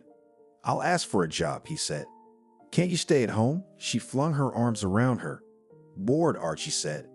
I see. The wife turned around and went into the yard to dig the garden or to feed the pigs. So he is bored. Give him another job. The chairman was glad the old guard was back, so he sent Archie to the farm. It was a dusty job, guarding the warehouse at night. He was glad he did. Now he had an official excuse. You know, he came home this morning. Steve and Lucy had climbed up on the stack today and spent the night. Why are you telling me all this? Maria asked. Each time there were new stories. Well, why? Who am I going to share it with? Archie was old now, but he still had his habit of peeping. Listen, they put you on guard, and what do? Maria wondered. They don't steal, but if they did, I'd show them. He showed his fist. Oh my grief, she hugged her husband. Mom, Dad, hi, Billy and Leslie are here for the weekend. Oh, why didn't you tell me? The woman hugged them. Well, it was spontaneous. My daughter was a strict, serious lady. Leslie, don't you want to please your father and mother with grandchildren? They were sitting at the table. Maria thought, if a little one appears in their house, then her husband will not have so much free time. Mommy, give a little more work, asked her daughter. She liked it so much, she was in no hurry. You are almost 30 years old, sighed the woman. So what? The woman wondered. No, nothing, the mother shrugged. Angelica didn't come? The daughter asked. No, she had disappeared in the north, the father said. After graduating from the institute, the girl was assigned there. She did not refuse, and now for several years has been missing at work. She occasionally wrote to her relatives how things were going, where she was, what she was doing, and what the weather was like there. That's all. I see all the fledglings have flown away, Leslie said, tightening her lips. She knew her mother was going to bring up Barry and start crying. The boy was in Afghanistan at the moment. Mother had learned it already from the letters. He did not write when and why he was sent there, just notified on arrival there. Mom don't saw her daughter, her chin trembled. He doesn't write to us at all, Maria said. So it's all right, the daughter took her mother's hand. Yes, a tear still could not stay on the eyelash and rolled down her cheek. Remember yourself. How do you want it to go to the front? Leslie told her. I don't want to. Maria squeezed her eyes shut. Every year she thought more and more about how her mom had felt then. And after all, she hadn't listened to anyone, just did what she wanted. Understandably, the girl got up and went outside. In the evening, everyone went to the bath. After that, there was a small feast, then the night, and in the morning the daughter and son-in-law went back. Mother and father were left alone again. Listen, today I saw the girls going to the disco, Archie said in the morning. How did you get to the club if the farm is on the outskirts of town? I just had a peep, said the husband. Oh, you can't do without your peepers, she laughed at him again. The older Archie got, the crazier his stories got. What are you saying? You've got to amuse yourself, the man answered her. Billy and Leslie arrived once again. The mother looked at her daughter and couldn't believe it. She was pregnant. Leslie, I'm so happy for you, and most of all for me. She hugged her. Mommy, is it too late? Suddenly, Leslie began to doubt. You what, it's never too late. She stroked her stomach. Now the grandparents were expecting a grandchild. They were discussing it one evening when there was a knock on the window. Who could it be? Usually no one knocks. Archie went over to look, but there was no one outside the window. Maybe a branch. Maria came up to him. What branch? I've knocked everything out for a good view. They peered into the darkness together. The door slammed behind them. Maria turned around and almost lost her senses. Barry was standing on the doorstep. It was already a real man. He was in military uniform, gray hair on his temples. His mother realized that it was not from age, but from what she had seen.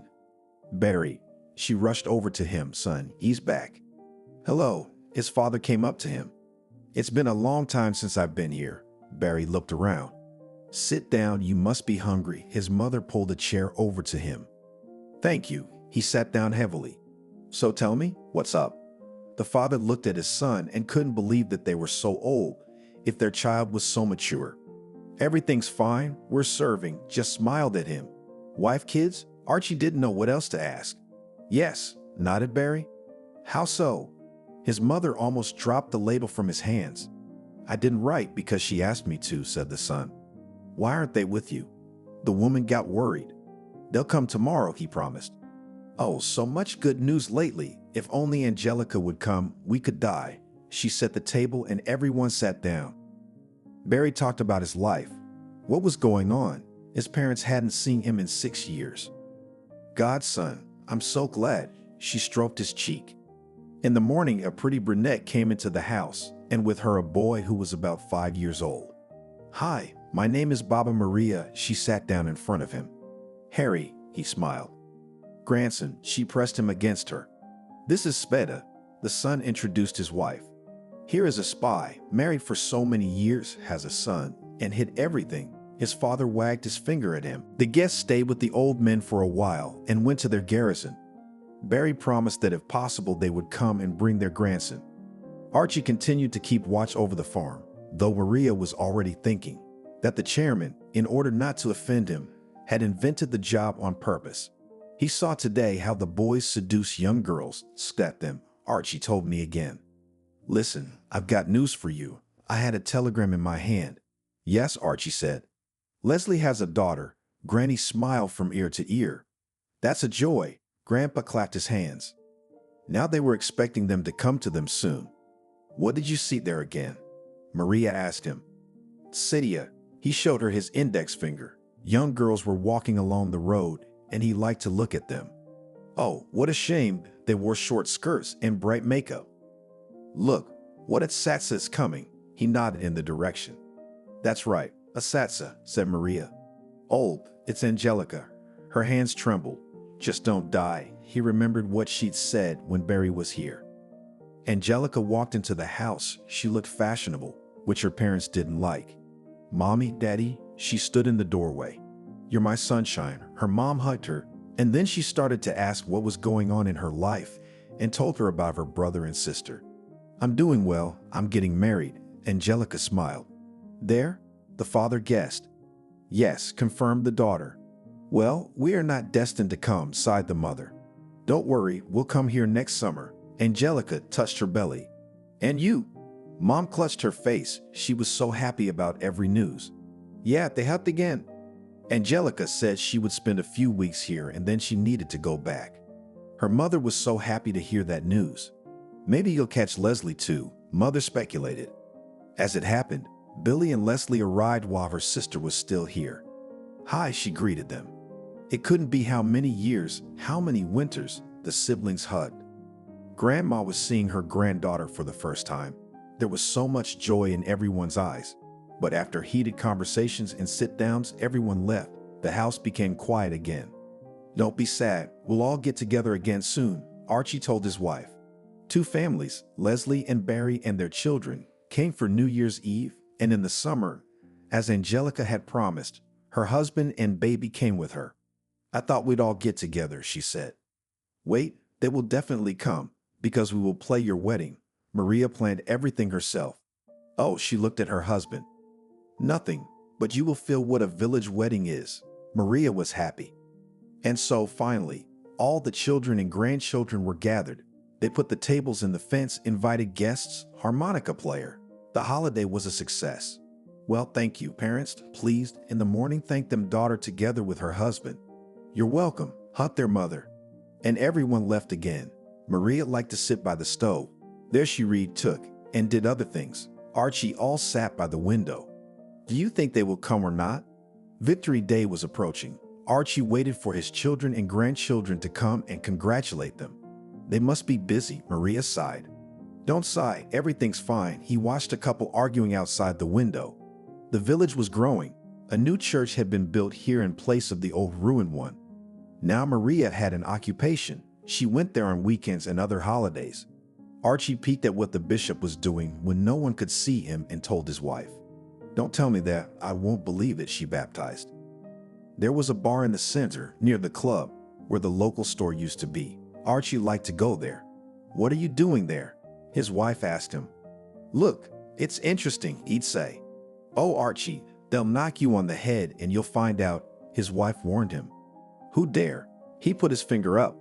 You'll see, you used to be able to run away, but now you can't walk, she laughed. The children came mostly for birthdays and New Year's Eve. Sometimes they brought their grandchildren in the summer. Grandma and Grandpa were happy at those moments. Have you seen what they're building? My husband once said to his wife, "Oh, what is it to you? They have now that every day." That's new was not interested in Maria. "No, I'll go and see," as is his habit. He went and sniffed everything and everywhere. Imagine a bathhouse. He came home. Aren't there enough bathhouses in the village? Maria didn't understand. I guess they're making a public one. Grandfather's eyes lit up. What are you up to, old man? She knew that look. Nothing. He turned back to the window. Maria was worried because she remembered the past. Don't worry, we'll live. We won't die, her husband reassured her. So they continued to live, each doing his own interests. The bathhouse was finished. Now young girls went there. I'm going to work, Grandpa said, and left the house. Yeah, I know your work. The old woman followed him.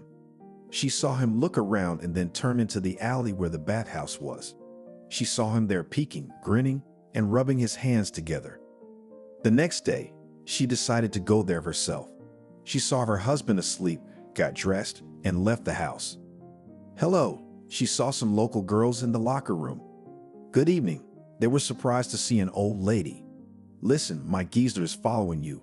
Every night here like a movie theater, said Maria. What's wrong with you? They were surprised. I proposed to teach him a lesson and she told them the plan. As you say, the girls stood and laughed. The next time Archie said he had to go to work, Maria waited until he left because she knew where he was going anyway, and then quietly went to the same place. She went in on the other side, and so her husband wouldn't see her, winked at those inside. They understood everything and started to turn into reality the plan of Baba Maria. Oh, I wish someone would come here to steam us, said one of the girls. Yes, but not a woman, but a man, said the second. No, a young man will come, and how will we be? They reasoned. Maybe we should call some grandfather. He won't do anything to us, suggested one of them. Girls, shouted the grandfather. He came in.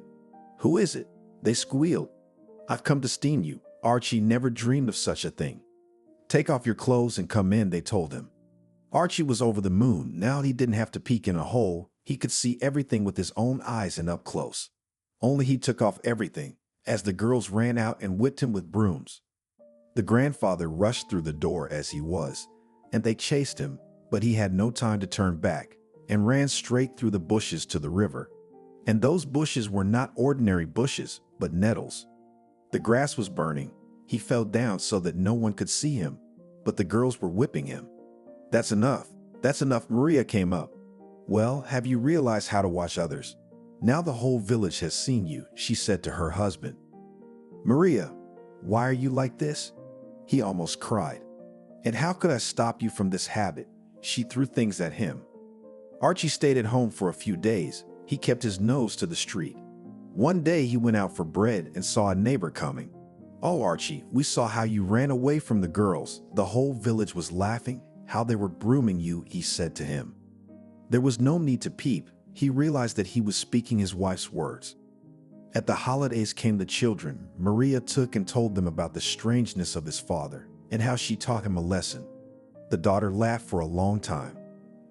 They left, and the next weekend they were back again. You've been coming a lot, of course. Maria didn't mind. And we're here with presents. Leslie smiled and looked at her father. We love presents. He stood up and walked over to his daughter. We'll give them a little later. Billy is traveling somewhere with them. She passed and sat down at the table. How about a bath? The mother suggested it. I wouldn't say no, agreed the daughter. Everyone was so grown up that it was hard to believe that life had passed. When they were drinking tea, they heard a car pull up. Here came the presents. Leslie got up and went out into the yard. Billy came into the house, a large box in his hands. What's this? The mother looked at her daughter. You couldn't guess? She smiled. Is it a TV? She clapped her hands. It was. Billy had put it on the nightstand in the corner. After everything was set up, Archie began to change channels. Well, we've brought you a normal window. Now there will be someone to peep at. asked the daughter and hugged her father. Thank you. You've made it easy. He was happy. Everyone was happy now. Archie didn't move away from the box that told him all the new news. He just widened his eyes when he heard things he never would have thought of. And the shows that were on. All day and all night while the kids were at their house, Archie would stare at the screen. It's a thing. Why didn't I have it before? Grandpa used to say. But now you have it. Leslie and Billy said goodbye to their parents. Thank you for everything. The father-in-law shook his son-in-law's hand. Shall we go? He nodded his head. Where? Archie glanced at his wife. Don't be so afraid. Into the yard. He opened the door and stepped out. Where are they going? The mother asked her daughter quietly. I don't know if it was true. Billy hadn't said anything like that to her. I don't know if your wife will let you watch this or not, but I personally brought you another present for myself. Billy looked around so that the women wouldn't see and didn't go in their direction. What is it? Archie asked in a whisper. He liked such secrets between him and his son-in-law. Here, he pulled out a magazine with naked girls from under his jacket. What's this? Archie's eyes went round. Quietly, the son-in-law put his finger to his lips. Yes, yes, grandfather's eyes ran from such beauty. Billy was glad he pleased his father-in-law. Oh, son, thanks. He put the magazine in his pocket and they went back out on the porch. And what secrets have you got there? Maria asked when the children had pulled away. Look what he gave me. They entered the house, and the grandfather took out a magazine, which was full of pictures. What a shame, Maria spat, and went to see what they were showing in their new window. Thank you for watching this video to the end. Subscribe to the channel. Like it, write comments if you like the story, and see you on the channel.